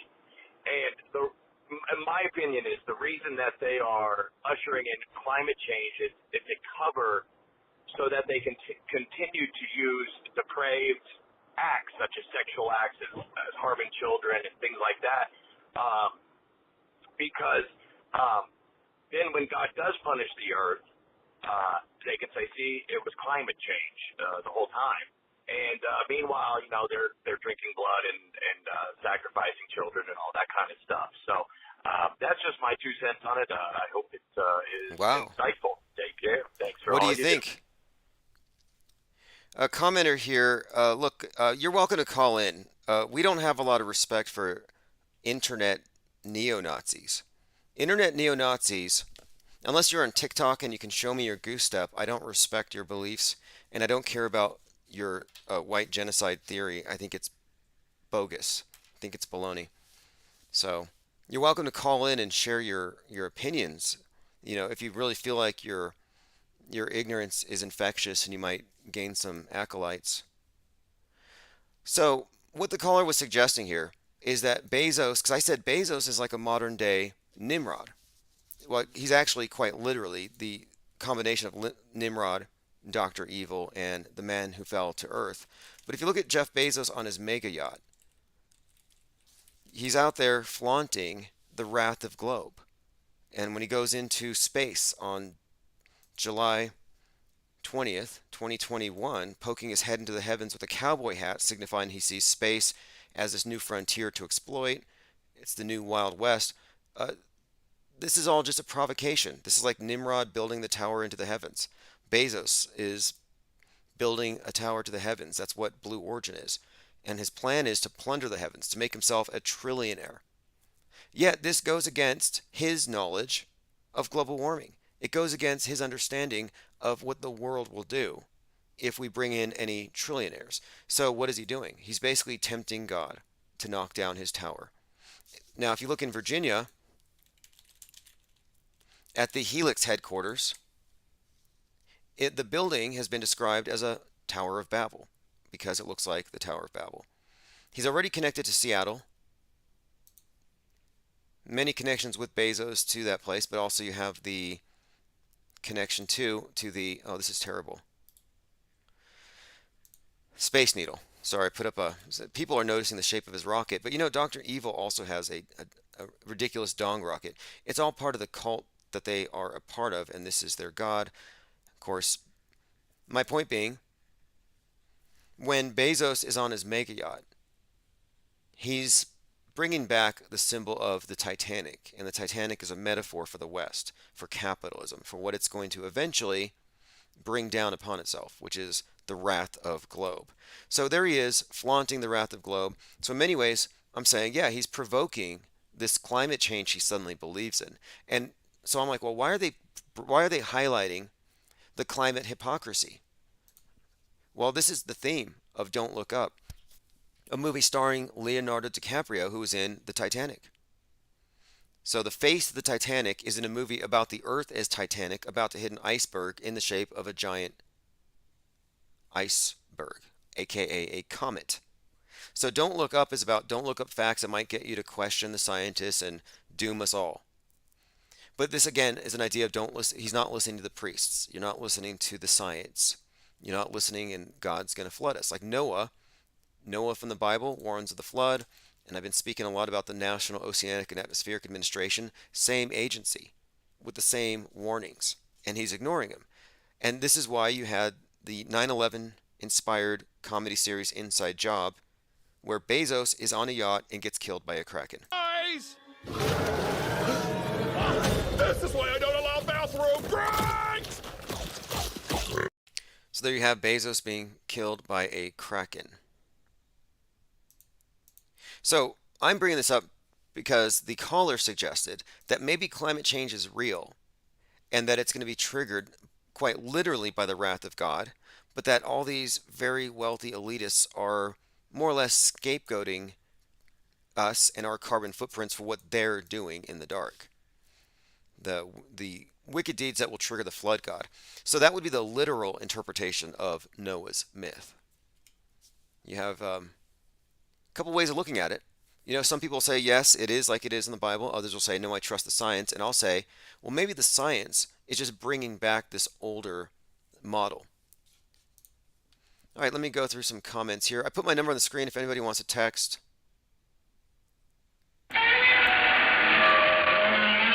Appreciate it, Copaesthetic. He says, keeping the lights on, anti-EMP Gremlin Fund contribution. Yeah, And also, one of the things we are developing into here is we're getting into print. So they can burn our books digitally all they want, but when we get into print, there's going to be smoke. It's not going to happen unnoticed. Creator says, did you keep up Jurassic Liar shows? Yes, they're all in the archives. In fact, the one from yesterday I have to premiere this weekend. And I'll be watching the chat and taking notes because, when you're talking to someone on the phone, it's hard to keep up with everything in the chats. And you have our chat, you have his chat, but I'll be playing that one tomorrow. Julian says the Seattle JL apocalypse is getting old. In what sense? I mean, are you sad that Seattle hasn't fallen off the map yet? I mean, that's kind of a thing to not be enthused about. Like, I'm glad the school shootings are all fake, and some people are like, but my dead kids, but my political points, but my scapegoating narrative. Sorry, but fake dead kids' lives don't matter. But he is on target, I would say, with his read of this overall script or story, the meta scripture. I mean, what are you going to call it? Coincidences? And if you listen to him, you would know he wasn't making predictions. Oh, mark your calendar, get out. I mean, but when you're looking at the gestalt, the big picture, and the symbol collections, yes, there's definitely a very intricate story being told here. And who's telling the story? Is it God? And are we just primates and therefore prone to reading too much into things like conspiracy theorist expert Kelly Weil from the Daily Beast seems to believe? This is from a internet show, a Netflix show about conspiracy theories. Let me go and play this clip. Netflix is so aggressively against conspiracy theories, yet all they push is post-reset dystopian fiction, which is based on the conspiracy theory of global warming. Here's Kelly. Susceptible to conspiracy theories because we naturally, as primates, look for patterns. We're susceptible to conspiracy theories because we naturally, as primates, look for patterns. So she's admitting there's a pattern there with these conspiracy theories. At least she's not denying the evidence. But again, how come she doesn't see the conspiracy theories? Is she not a primate as well? Yeah, and this is from a Netflix show called Web of Make-Believe, Death, Lies, and the Internet. Speaking of Kraken being released, here's another Kraken that's been released. Sidney Powell. Oh, they deleted the tweet. Sidney Powell, I believe, just was disbarred. So that was the original Kraken. Okay, so many things to cover today. I guess we'll also likely be taking calls later tonight. I wanted to spend some time today in the Discord server working on the Mandela Effect documentary. In fact, here's a Mandela effectee, Biz Woofer. He says, quote, business used to be spelled business, and he has Buisiness. See, I remember spelling it with two I's, but I also remember a red pen checked through my words. Like I got that answer wrong. Anyway, he says, this was an effed up change, because I always remembered the silent I when everyone else got it wrong. So Big Woofer remembers spelling business with two I's and everyone else getting it wrong. This is typical of the Mandela affected. They're more likely to believe that the dictionary changed than they got the spelling wrong. So then how was busy be spelled? B-U-I-S. See, this is again why we're doing a documentary on it. I'm doing a service. This is really a public service. I think that the people who are Mandela affected are Mandela affected. But it's still a question of what this Mandela effect actually is. The people who are QAnon affected are Q affected. People are drinking the Kool-Aid. But do we even know what that is? What's in the Kool-Aid? Well, I would say it's a mix of Kubrick. It's a mix of, I would say, Revelation and some James Bond type narrative thrown in there. All mixed in the context of a disputed election cycle. I mean, really a contentious election cycle. A commenter says, I hate talking to Chews. Look, I don't know what you want me to say here. The thing is, this channel does media analysis. We do movie reviews. So if you want us to sit around and talk about your fear of a certain ethnic group, You got the wrong channel. If you want cherry pie, go to the pie shop. I'm not trying to alienate you. You can call in and tell us to read some book from a couple hundred years ago, some expired conspiracy theory. Sure. But I'm saying too, the breakdown of the media also undermines a lot of the underpinnings of your narrative. If you believe that this certain group controls the world in this way, that's fine if it's a belief, but show me how you know it to be true. Who did 9/11? Show me that you know it was them, and show me people actually died. We're still investigating here. And I think the problem is we're investigators, and then we get people who know it all and want us to know what they know. And it's like, I don't think you know it all. I don't think anybody here does. We're still investigating. I don't have any complete world views that I accept right now. Like, you're not going to give me everything. You got to read Mein Kampf. And I'm convinced that 99% of the people, they do this for their own reasons. And, I did write a newsletter on this. I didn't want to spend too much time on it because we don't really immerse ourselves in that. But I was actually thinking about the mentality of the racial purification enthusiasts, the ones who believe in it's like there's a mentality there that's kind of worth looking at. Should I go through the newsletter? I believe I put a blog post about it because I don't dodge topics, but I'm very fact based. Like, there are people who will call you a carbon super spreader and a polluter, and you're responsible for the state of the world because the chaos of war is actually all caused by climate change. So you're the root cause of everything that's wrong with the world. Like, you can hear that from all kinds of people. Do I want to hear it from the leftists? Do I want to hear it from the neo-Nazis? Do I want to hear it from the scientism cultists? No, I kind of don't. I don't want to be told that I'm the problem.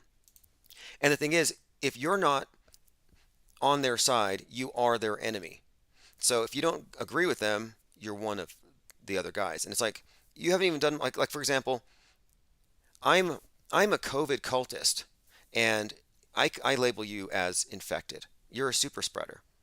I haven't tested you, but since you haven't been tested and you won't show me your test results, I'm just going to assume you're a super spreader, and you can associate with me. So I'm just saying there's a mentality here it's worth looking at. So comparing internet neo-Nazis to the COVID cultists. And I say internet neo-Nazis because the ones that you see on the street are usually just feds, and there aren't many of them. And I say internet because that's where they exist. It's the only place they exist. But their mentality is very similar to the COVID cultist mentality. Like, I would never cross paths with a COVID cultist and demand that they do what I say. Yet they insert themselves into your life and tell you, diaper up, stay home, go with the flow. Stop, 6 feet of social distancing. Don't hold hands. They want to regulate everybody else. So they don't believe in live and let live. And that's why I've described them as cultists. Well, in many ways, the online neo-Nazi trolls, they don't allow you to live and let live. Like, if you want to go goose step in your basement with your buddies, seg heil, I don't care. That's your business. It's your religious cult.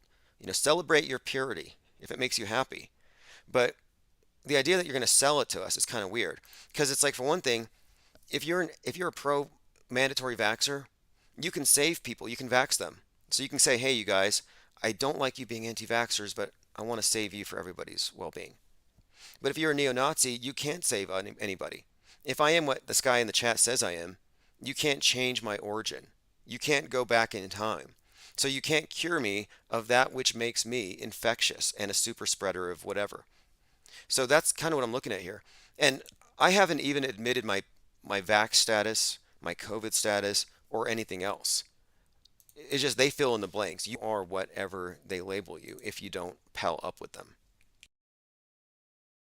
It's 33 says, if you're not with us, you're against us. I think I've heard that before. Exactly. And I do consider it to be, these are very expired old conspiracy theories that don't really hold much relevance today. But let's play this. So we're talking about the guy who is just in the chat with 2 different sock accounts. So he's already taken the time to open multiple YouTube accounts to reach me, but he hasn't figured out how to dial the numbers and just call in. Why is that? If he really believes he's a superior being, superior mind, why doesn't he call in and just put me in my place?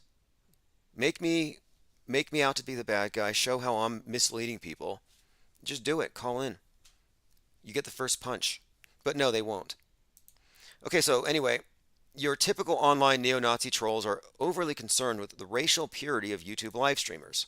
None of them would call in, so I shared my thoughts about why I don't believe that their geopolitical views are attached to reality. The guy's name was Adam, and he said that this chat here is a low IQ chat. And he said, I'm going to see myself out before you ban me. My response was, I won't ban you. I don't want to give your perceived victimhood any more legs, because you wannabe Nazis on the internet don't know what's real. And you can blame your incel status on your fill in the blanks all day, but it has nothing to do with this channel. So if you want to call in, thanks for the amusement. And I mean it. I wasn't going to ban him. He wanted to get banned so he could go tell his friends, he can go cry to his friends, they banned me. We're oppressed. We're being genocided. They're out to get us. It's like, I don't think you're being genocided. I think that you're victimizing yourself like climate change activists sitting in the road. This is very unbecoming of a would-be stormtrooper, or the idea of Nazis goose stepping and looking intimidating in their uniforms. No more, no more. Now you got these lazy neckbeards who can only call names. So my question was this. I mean, one, this guy is just an anonymous troll. We don't know his real name. His name's not Adam Greenwitz-Bergenstein. We know that's not him. That's not his face. So he's hiding behind someone else's face. So he's already hiding on multiple levels. I was called a long list of slurs, not that I care. It was one-sided. I wasn't calling him names. And I'd also question if it's even possible to victimize an anonymous troll with an ad hominem attack. Like, I kind of don't, I think it's too impersonal. But it's funny, though, that the neo-Nazis are so sensitive to ad hominems. Like, really, you're fighting to reclaim the world from what you believe to be evil. You're the vanguard, you're the troopers here, you're the pure ones, and you get called names and you cry about it. That's pathetic. That's really pathetic. I haven't complained about anything that he called me. I just won't repeat it here because it's stuff that will automatically get us targeted and all that stuff. So I think it's ironic, though, how liberals will say, anyone who disagrees with me is literally Hitler. And then neo-Nazis on the internet say, anyone who disagrees with me is literally Jewish. And they can't see that they have the same mindset. And it got me thinking about this mindset and how similar the internet neo-Nazi mindset is to the vaccinated with regard to anti-vaxxers. So comparing internet neo-Nazis to the COVID cultists. Neo-Nazi race cultists have the same race as God mindset as every other race cult. They're anti-individualism, preferring a group-think identity. Now, they flout their racially pure status indirectly by complaining about the state of the world as a result of the other, quote, races. This is their virtue signaling. So when they come in this chat and they say, I'm high IQ, you're low IQ, you look like this, they're basically virtue signaling that they're pure without saying it. Commenter says, you sound like the ADL. I don't think so. I think you sound like a liberal. I think you sound like a victimized liberal here.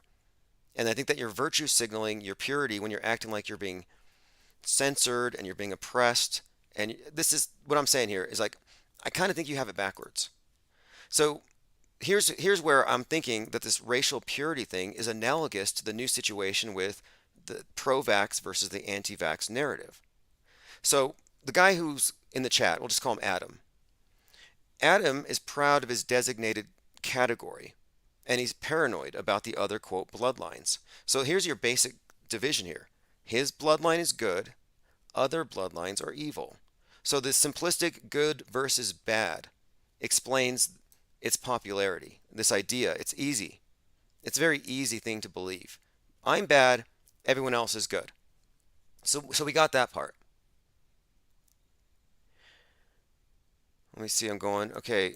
Now, I'm also open to take calls on this topic, but I do not believe in white genocide. I think it's as fake as global warming.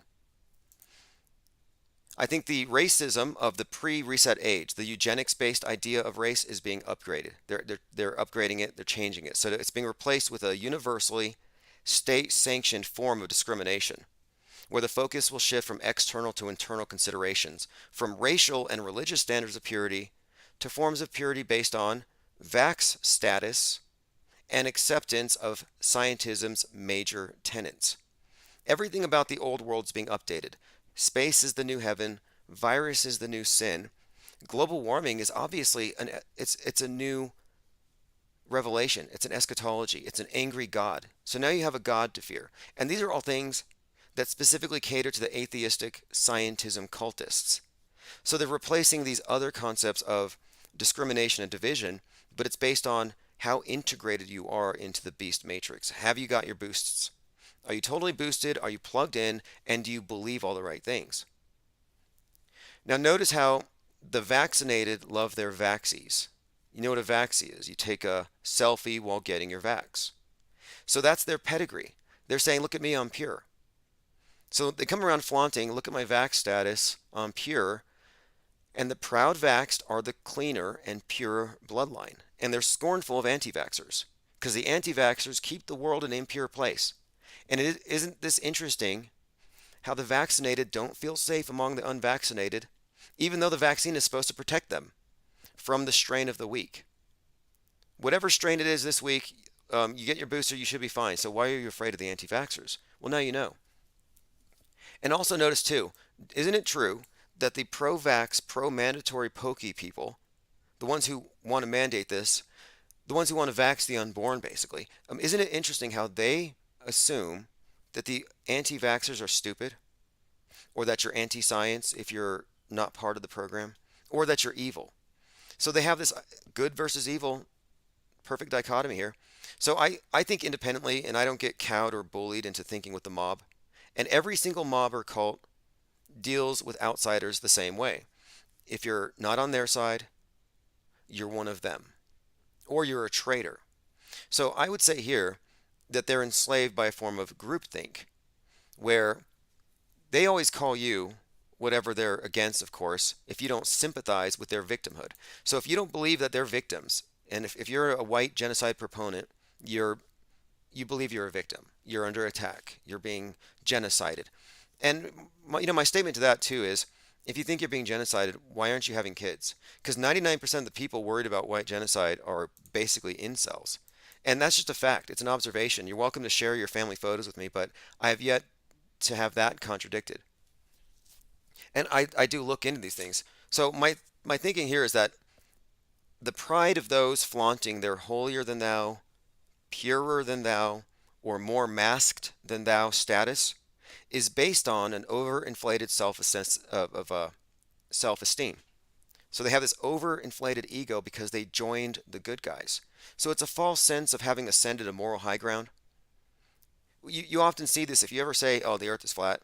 Some guy who believes in the globe might just feel automatically 10 times smarter and better than you. There's this idea that they can condescend because you must be dumb. They lower your status. So as a rule here, I don't ban people in the chats unless they consistently spam without having the courage to put a voice to their opinions. So Adam Green Witzbernstein or whatever is too ashamed to put a voice to his opinions. You can't say this guy has true pride.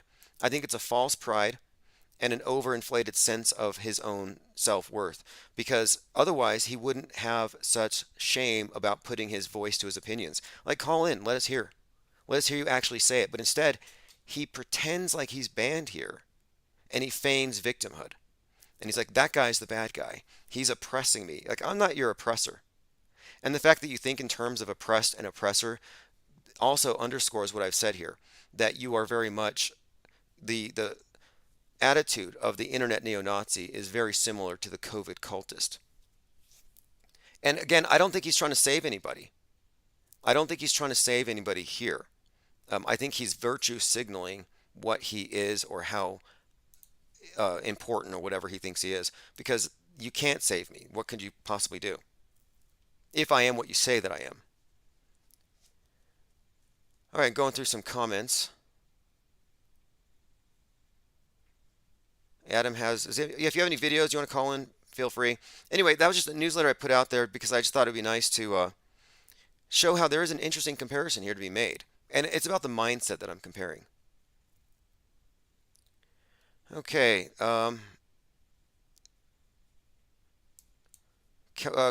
Yeah, hey, if you want to call in, again, look, I don't deal with anonymous people who spam for days or weeks but don't have the ability to call in. It's 833-311-1984. If you want to have a legitimate talk, like if you want to warn the world that you figured it out, that you cracked geopolitics, you know who did it, who done it, who's behind it all. If you have all the answers, please share. I don't know why you're so concerned with hiding. Yeah, so we're not going to waste much time on these topics. I think that there's not much substance there. But if there is, I'm willing to entertain it. Again, 833-311-1984.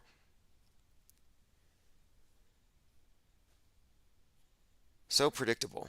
It's so predictable. But look, every groupthink is the same. They really are. There's not much difference between any of these groups. They're all templated off the same. It's the same basic form of mind control.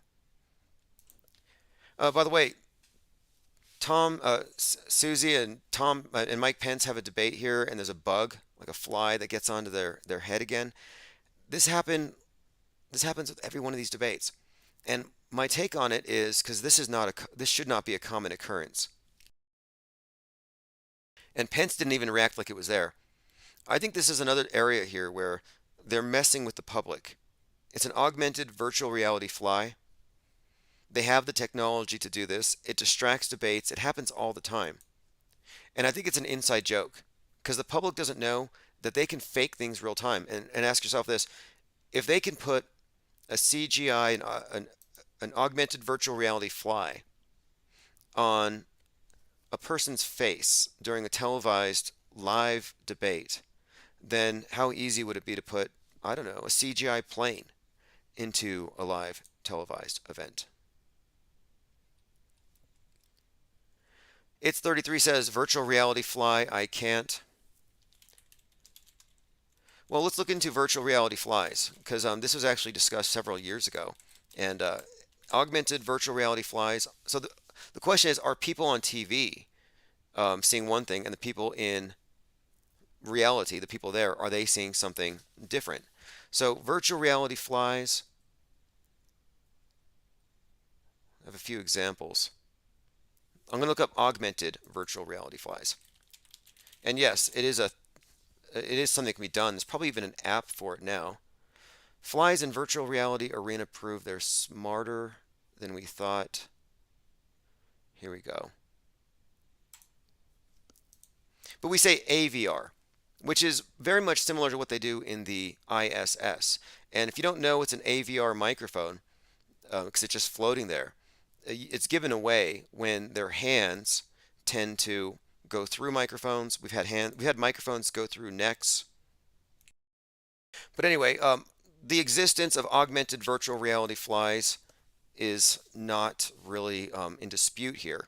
The question is, could they get away with augmented reality on a live televised debate and the public not see it? And I would say yes. Commenter says JL does that. Yeah, he's got his opinions. And look, the reason why people have their opinions, it's none of my business. Some people believe in reptoids. Some people blame Democrats. Some people blame Republicans. Some people blame the deep state. But the thing is, if you don't blame the same person they blame, in many instances, it puts you in their crosshairs. Like suddenly now, you're one of them, or you're working for them, or you're a bad actor. Like you're suddenly a bad person. And for me, I'm at the point where I don't fall for those because these are red herrings. These aren't logical ways to conclude things. If it's true, it's true. And if it's true, we're going to find out. I mean, obviously. Garrett says the people pulling the strings love stupid stuff like the flies because it generates the water cooler talk. Oh yeah, they can distract. A commenter here says he's trying to call in and the line's busy. It's actually not busy. It's 833-311-1984. You can also hit me on Skype, Infinite Plane Radio, Find me on Skype. The internet neo-Nazi wants to call in, and I told you I'm cool with it. I'm not going to block him. I was asking if you could share your TikTok. I want to see your goose steps. I bet they're real sassy, and I bet it gets you a lot of hits. Daily Beast Kelly Whale says humans are primates and therefore prone to conspiracy theories. So we're all conspiracy primates. Jim Carrey in a Joe Biden mask falls off a bike. Dead cattle and food plant fires. Cyberspace wars. The Kraken. I got a good example here of UFOs outside of the ISS. Although it could be any number of things. I'll play the clip here. I'll let you see a still shot of this. So somebody has a clip here from the space station, just flying along and looking out the window, and you see a group of what look to be craft in the distance flying in a formation. I'll put a link in the chat. I think maybe those are supposed to be Starlinks. They look fake though. Okay, let me see here. Thrustazar says, remember those static masks they wore to the Super Bowl of UK royals? Fake and emotionless, but looked real. Steve says, what's your take on the food plant fires? It's uncomfortably close to Soylent Green. You know, it's getting there. I don't like the idea. I've looked through it, and I've seen some very dismissive articles by left-leaning outlets suggesting that this is just another right-wing panic and conspiracy theory, that you have all these fires. Coincidence or not, 97 fires have destroyed or damaged U.S. food processing plants since Biden took office. So, it's definitely a story there. Very reminiscent, though, of the fires in California, where one side, the left, is just dismissive of any explanation other than global warming. I'm surprised they haven't said climate change is causing the food processing plants to burn. Yeah, climate change killed those cows. Linda says, if it's not the S bots, it's the J bots. Yeah, exactly. We had the bots selling us on dating apps, and like, we're not here for dating. I don't know why they're wasting their bots here. Then we have the internet neo-Nazis coming in here. It's like, this isn't the channel for it. You'd have better luck at Eric Dubay. You know, like I said before, if you want cherry pie, go to a cherry shop, a pie shop. If you want an audience for whatever you're selling, you know, you got to look at your audience. That's a big part of it. All right. You know what? Again, clearly you didn't get enough attention growing up. You want some attention now. You tend to have the tendency. I mean, look, this is what I see with a lot of emotional arrested development. Is they didn't get a lot of attention. They're still toddlers at heart. And if they can't get your attention for being nice, they get attention by behaving like angry toddlers. And so now he's at the point where he's using bad words, all caps, and he's probably on the ground kicking. This is a really good conversation with Millie Weaver. So I dismissed Millie Weaver because she was with InfoWars. I was like, okay, this is just another one of these plants. And she's on with Dark Journalist, who's a great interviewer, and they're talking deep state Illuminati. So instantly I disregarded it. And I disregarded it because she released a documentary and then she got arrested on the same day. It just seemed so contrived. But I listened to her account, and I'm actually more on her side than not. She was in Hollywood. She dated one of Adam Sandler's nephews. She was deep in the mix, as was her sister. But it was through her sister's boyfriend that she learned about the OTO and how deep the occult has its roots in there in Hollywood. And everything she says checks out for the most part. Very interesting story. Again, judge dismissed all charges against investigative journalist Millie Weaver. She seemed legit, and she even talked about how at InfoWars, one of the producers was in OTO and wasn't sympathetic to her story. She even kind of describes how she was there because the enemy of my enemy is my friend. So she's not even an info warrior in that sense. She was looking for a platform to share her info. I'm going to play a few seconds from it, though. I didn't listen to the whole thing. Anybody who believes in the deep state is still more or less a shill in my book. Shilling for the idea of something better than the deep state. You know, you have good cop, bad cop. It's two faces of the same entity here. But I'm going to play a short clip from Dark Journalist and Millie Weaver, Deep State Illuminati. That, mind you, I was like, what, 19 or something at the time? Yeah. And I'm just like, that's weird. Like to me, it was just like, huh, okay. Like the same way someone would be like, oh yeah, like, you know, regular people would just sometimes like mess around with like a Ouija board or stupid stuff like that. Like that to me, this was like, okay, so he's just like getting into weird stuff or something. So she's talking about her sister's boyfriend is in the Ordo Templi Orientis, the OTO. That's the group that Crowley was from. I believe he was kicked out and he formed the Golden Dawn and the Abbey. But it's all the same teachings. But basically, her sister went to a service where it gets into the service, and it involved, I believe, the way she described it. I'll just play a clip here, where she knew she wasn't in the regular type of church. Coding system of coding people. And also she gets into the idea that the elite at some point are going to be apparently going into some underground bunkers, and in the underground bunkers they're going to watch on screens while we eat each other up above. So this is the reason I was listening, and this is what kind of brought me into this, is she was suggesting that at some point all this hypermediation, all this polarization is going to result in kind of an all-out war of all against all, but the elite will be long gone by then, on their way to their breakaway civilizations, which aren't going to be in deep space, as in up above, but deep space, as in, you know, below the ground. Infinite Plane Radio. Hey, what's up, Tim? Hey, what's up, caller? You don't accept block calls, do you? No, this is just Google phone, actually. You got through. Yeah, but I tried calling with the block and it wouldn't go through. Oh, okay. I see. I didn't know that. I didn't know. That might be a default with Google. But yeah, I think someone was trying to call through and he said I blocked, or it was busy. Yeah, so you've been talking a lot of shit. What do you want to know? Well, what did I say that's wrong? Okay, first of all, you're the one in the chat.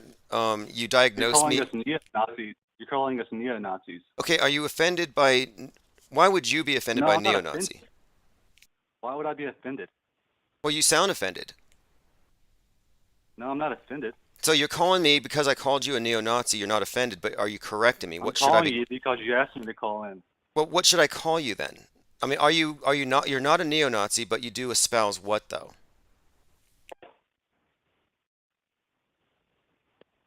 Like, what I mean is, are you? What do you want to know? Okay, so you call it. Okay, you're talking about Adam Green, but you won't even click on his channel to see his videos. Okay, the guy pretending to be Adam Green Bergenstein called me Jewish, and he said I was misleading people. So where am I Jewish, and where am I misleading people? Well, first of all, you're saying there's no white replacement when rabbis openly talk about it. And you can click on Adam's channel and see a video of rabbis openly talking about it. I can find videos of white nationalists talking about Turner Diaries. It doesn't mean anything. I'm talking about rabbis themselves talking about it. Okay, fine. Do you know anybody who's been white genocided? You don't want to show your audience, do you? You don't want to show your audience the truth. How many kids do you have? How many kids do you have, and why not? Is it involuntary? What's with the straw man?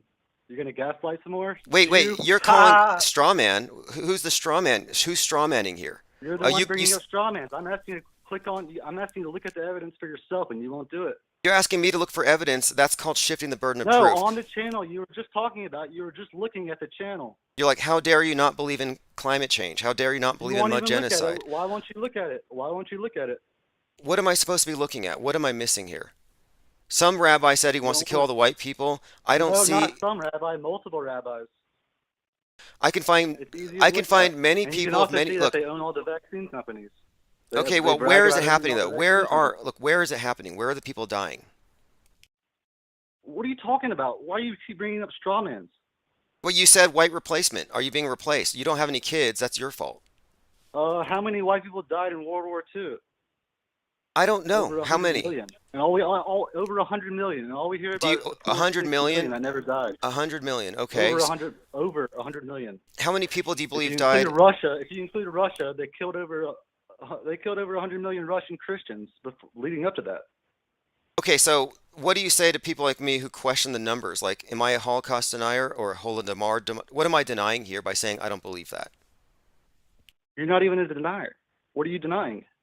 Whatever you said, I'm saying I probably don't believe that what you're saying is accurate. Like, I Okay, need so you're evidence. just like everyone else. You just believe. And you're just like every Holocaust climate change stuff denier, like and when the everyone else. floods come and you're not able to stop it, you're to blame. I mean, like, this is, to me, this is just What? more, what you're saying, it reminds me of climate change hysterics. You're like, believe in my genocide, believe they're killing me. And like, I don't see it. Show me. Just don't go to any supermarkets with an Over AR-15 100 on this million premise. Europeans died in World War II, and all we see on TV is attacks on white people, and white people only make up 6% of the world population now, yet everything is blamed on white people, and critical race theory is teaching kids to hate themselves for being white and blaming everything in the world.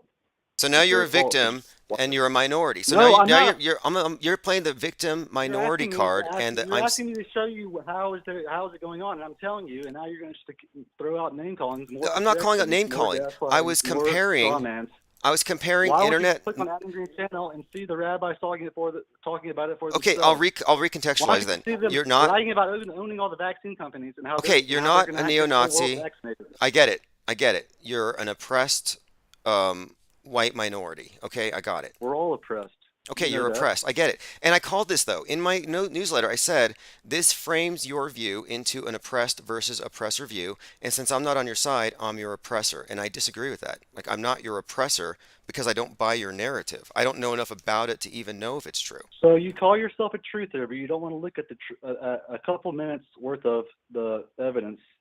You call yourself a truther, but I haven't established, I don't know for sure that you even know how to comprehend media without discerning psychological operations and perception management from actual news. More gaslighting. How many people died on 9/11? More gaslighting. How many people died on 9/11? Okay, now more straw manning. That's not a joke. How many people died on 9/11? How many people died on 9/11? It's a question. You say zero. You say zero. I heard it was over 3,000. Okay, see, you go with the 3,000. That means that you do no, not I have. said that's what they said, over 3,000. How many died, do so you? How many do you believe? Say zero. Maybe it was zero. Do you know who owned the Twin Towers? Doesn't matter if nobody died. It wasn't a crime. Do you know who owned the Twin Towers and made $5 billion from the attack? Right. I know where you're going with this. Right. Look. Right. What's his name? You don't want to say his name? No, I think what we're going off of here is you have a lot of expired You're the one who keeps bringing propaganda. up straw mans, and you don't want to continue with it. Who owns the World Towers, and got terrorist insurance right before it happened, and then won 2 claims of terrorist insurance because there were 2 attacks, and you won one guy won $5 billion. Right. Sure. I agree with that, and I know about the fraud. What's his name? What's his name? I don't know his name. Tell me his name. You don't even know who owns the World Trade Center, and you're supposed to be the 9/11 expert? I know the name. It has Stein in it, right? Silver or Larry Feinstein or something like that. Oh, so you do know. So you're saying the Jews did it. I get your narrative, but I'm saying if nobody Obviously. died in They the all tower, got a message on the Adogo receiver, the Israeli text messaging service. Like it was like AIM back then. They all got a message not to go to work. See, that I day. think we've all heard You this wanna hear, before, like, though. Do you know Larry Silverstein? Do you know Look, Larry Silverstein's I get excuse it. for not showing up to work that day? No, you don't get it. If I do you get do, it. then I you're do lying get it. about Look, I get Greta. I You get do, David and you're Hogg. lying about it. And Why are you lying? I get you. I do Why- get you. I know where you're you're coming lying. from. Do you know what Larry Silverstein's excuse for not showing up to work that day was? Look, I don't believe 9/11 happened as you believe it happened. I don't think the towers got hit by towers and fell. I believe that that was a psychological operation. Nobody died.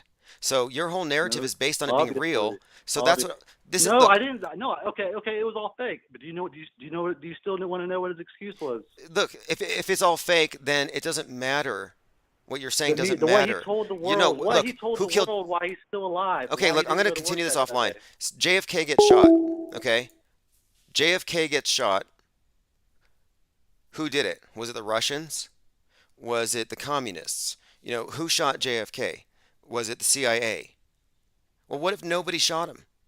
Then why are we talking about who did it? And then going after them and then adding that to another list of their collective crimes. So the caller, I think in many ways is still falling for a world stage premise. And so I'm saying if you're on the world stage and you believe in these stories, you're coming from a place of fiction. And I don't believe in these fictions. So I'm not like emotionally attached to these stories, but you can hear the guy. He's worried that he's going to die off. There's only 6% of the population left and they're going to be dead soon. Hey, caller. Hey, buddy. So, Why'd you hang up on me? well, I'll try to calm down. I just okay, hate cool. you faggots so So much. yeah, basically this. I think the scapegoating of any group is a red herring argument that distracts from the nature of what media is, and I think your whodunit explanation is Scapegoating. wrong. I think it's a red herring. Are you a religious person? Are you a Christian or something? What does that matter?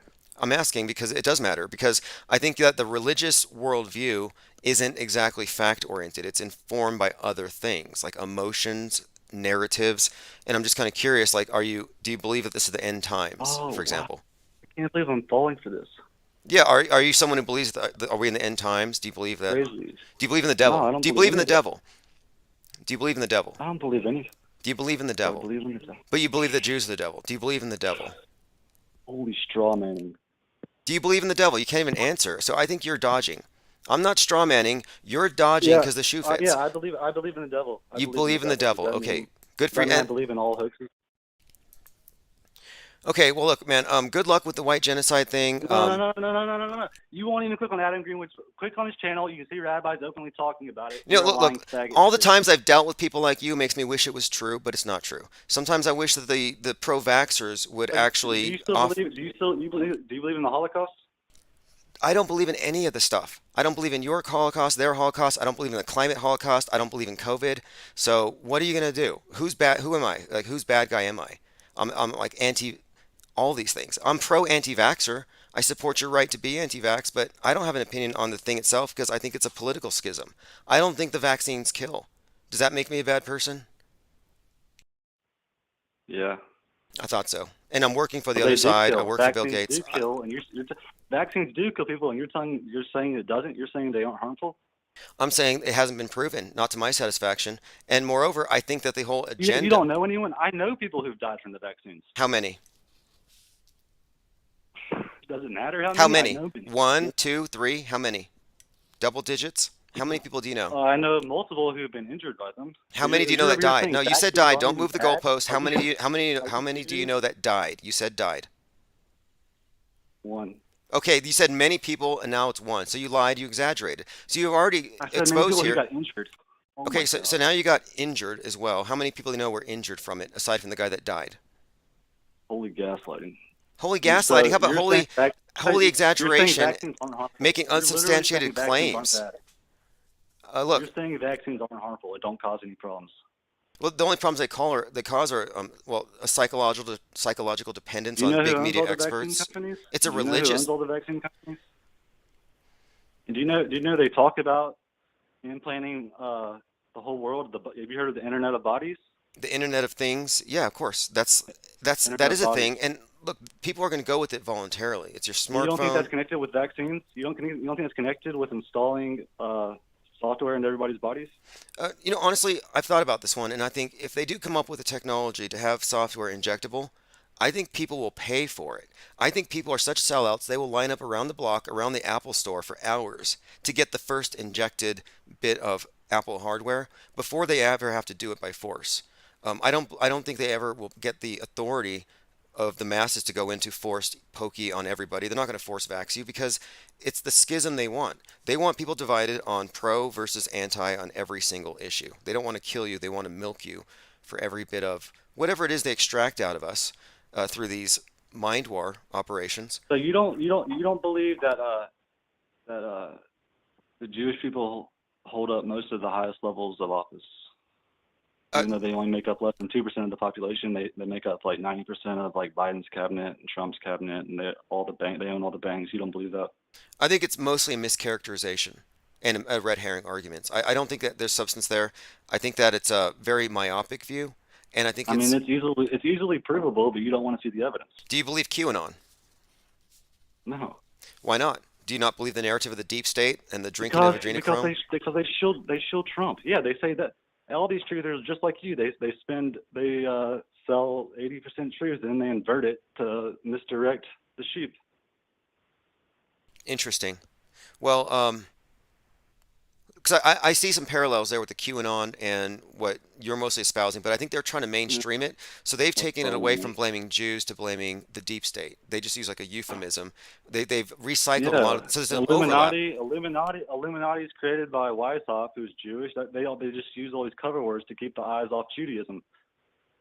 When the core of the Talmud is all about enslaving the non-Jews. And they call white people Amalek, and the rabbis say Amalek must be wiped out for their Messiah.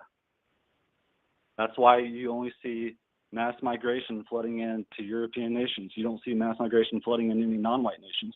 And any white person saying against it is called a Nazi, like from me, people like you. Well, but people like me. But look, my exposure to what you're talking about was Eric Dubé, who has a video saying Hitler was right, and then he has Jew World Order, and he says that Europe is for Europeans, Asians need to go to Asia, Africa to Africans. So he has. I don't even know who Eric Dubé is. It doesn't matter. I mean, I hear his name My all point the is, time. I never even seen okay, him. I don't give a fuck about these strong no, men. it wasn't. Look, the video Jew World Order was not his, but everything you're saying comes from pretty much that video and that line of thinking. And he was someone who espoused this notion, and so this is where I heard about this, and yet he's out there in Thailand doing yoga and eating. Yeah, he's just like you. He presents 80% truth and then inverts it.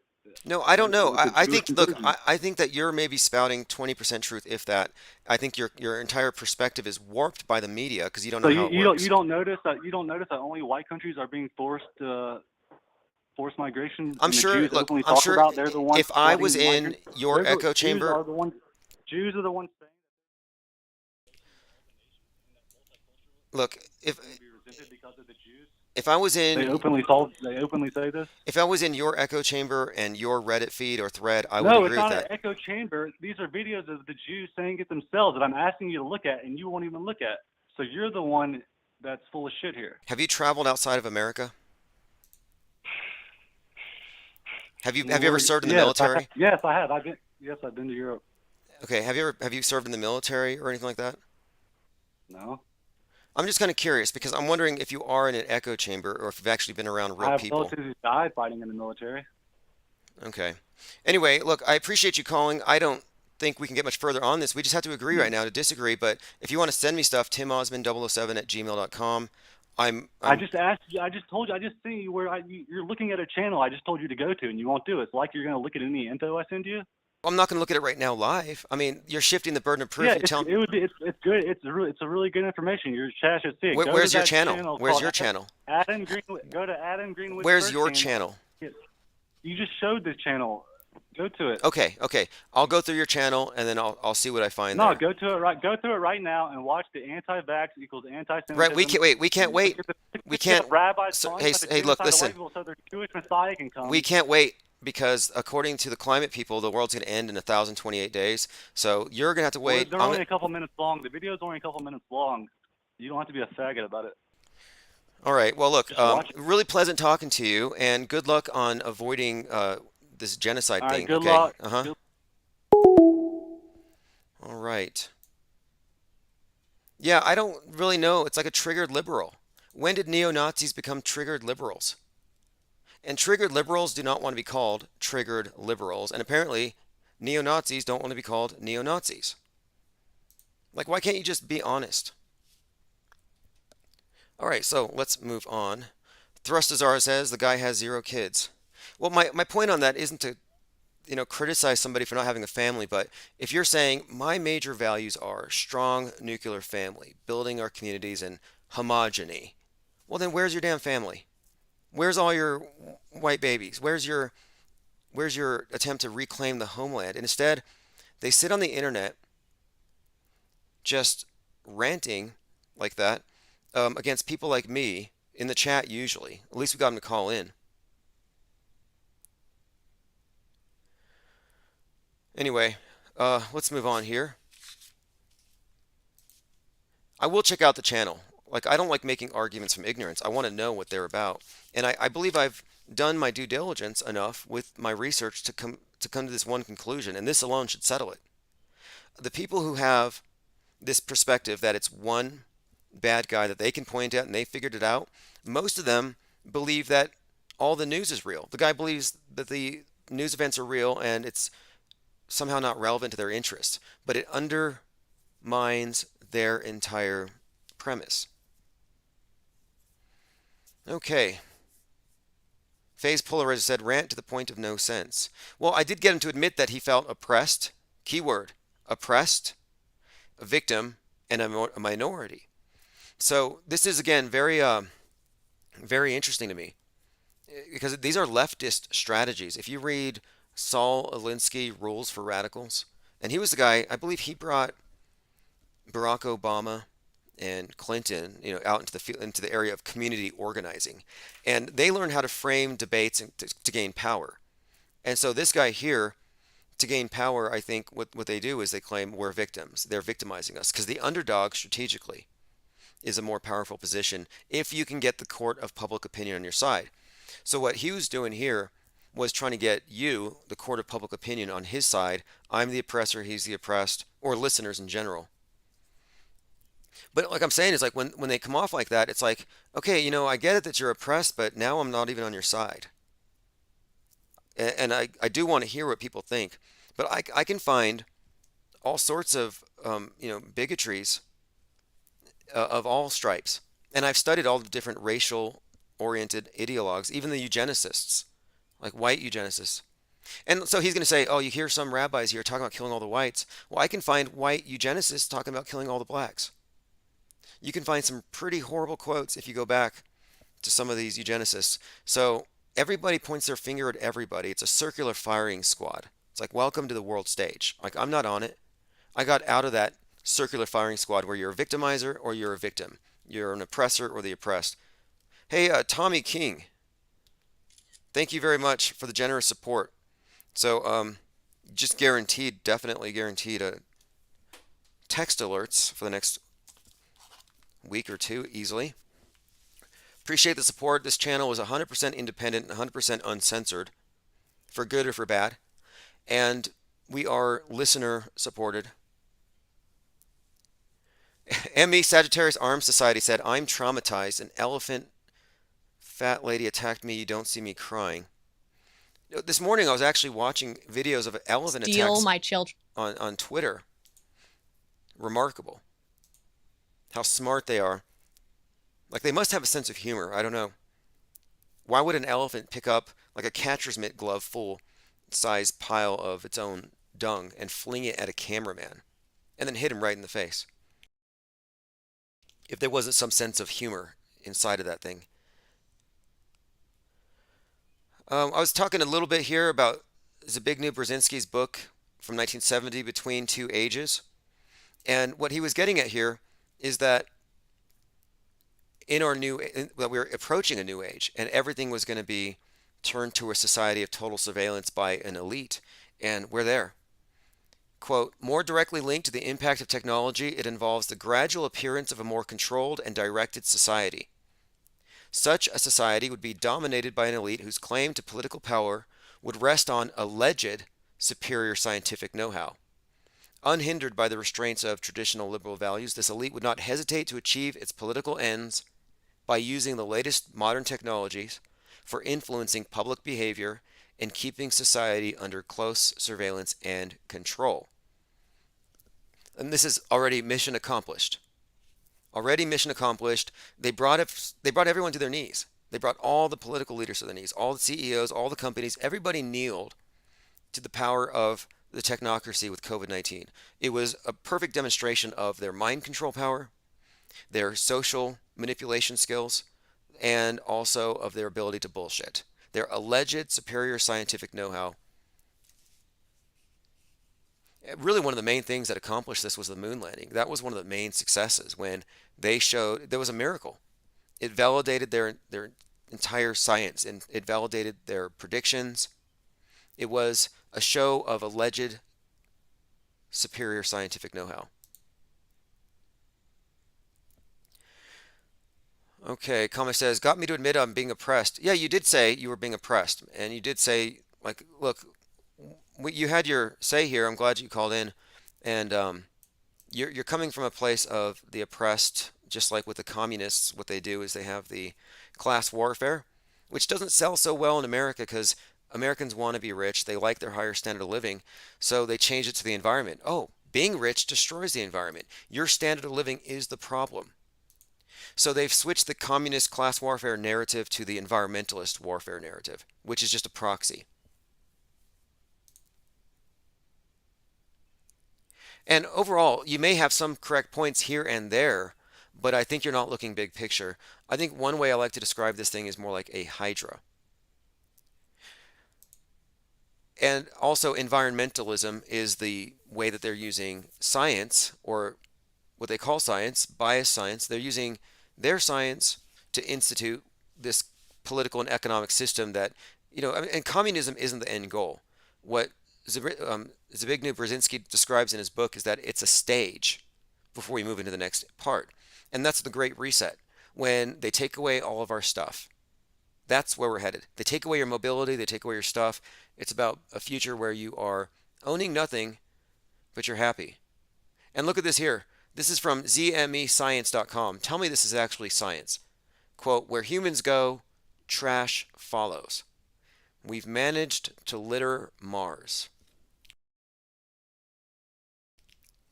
And this is not the first time I've seen space environmentalism rear its ugly head. You're going to have people chaining themselves to asteroids, like they used to do to trees. You can actually find, there was a speech where Jeff Bezos was speaking to a group over at some university. It's in Wired magazine. And someone said, you have no right to rape the universe, when he was talking about mining asteroids. But anyway, this is all a guilt trip, a massive guilt trip on you, your original sin. You're a carbon super spreader. Far right's latest conspiracy fad ties ordinary food factory fires to a plot, with Tucker Carlson leading the way. Tucker's a part of this thing. And now Tucker was the one who was blamed for the Buffalo shooting when this 18-year-old was inspired by the white replacement theory. That's why I said to the last caller, don't go to any convenience stores with an AR-15. Because I was joking, obviously. But the Buffalo shooter was supposedly motivated by Tucker. And the connection there, which is interesting, is in the Batman movie, the Riddler, who's the guy who activates the online extremists, uses a weapon, which is a tucker, a carpet tucker. All right, let's see here.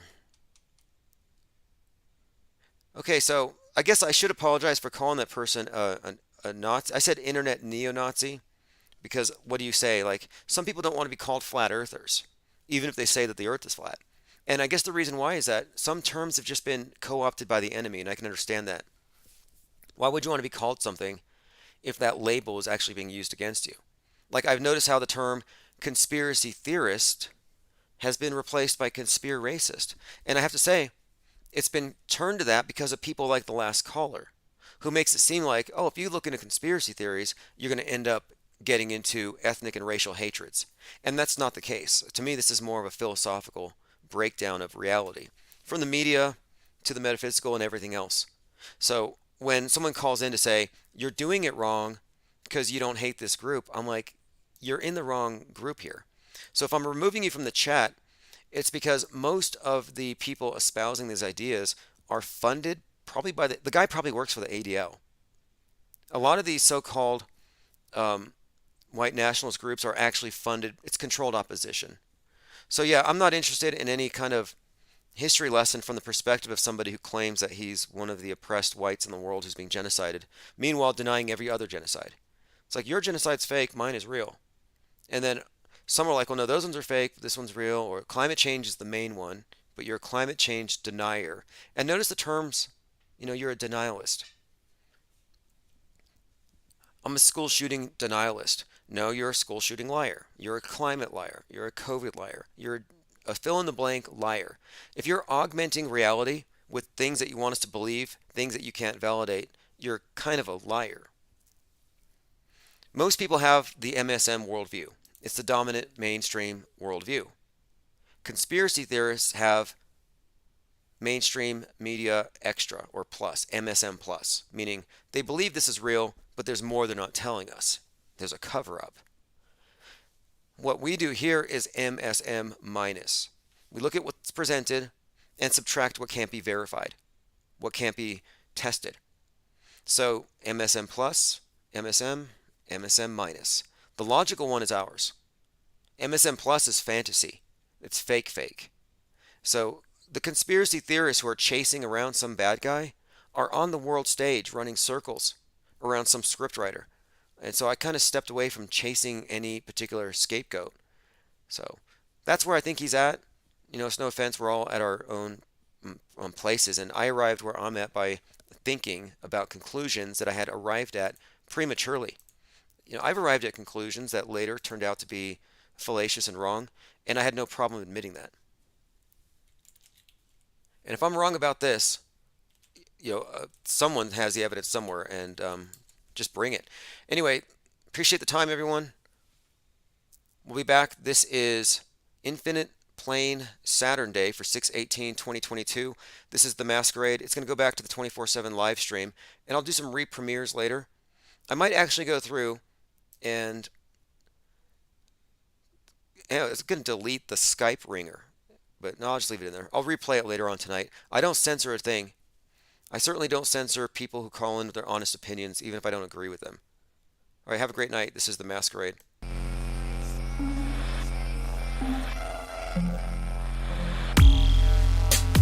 You have now entered the New World Order's AI construct, where nothing is as it seems.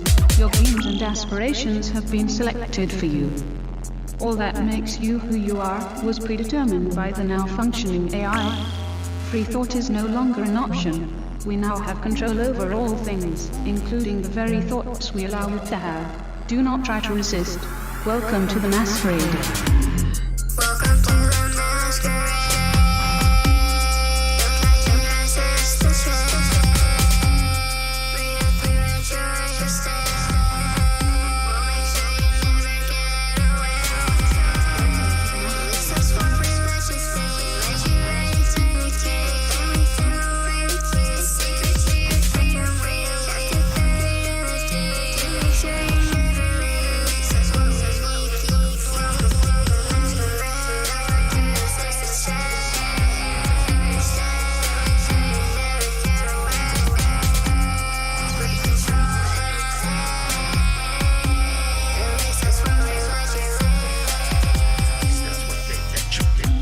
Some sort of illusionary grid that we're living in. Still I'm entrenched in the thought that my thoughts are my own and I'm giving in. Tired of living with hypnotic psychosis of going through all of the social media motions.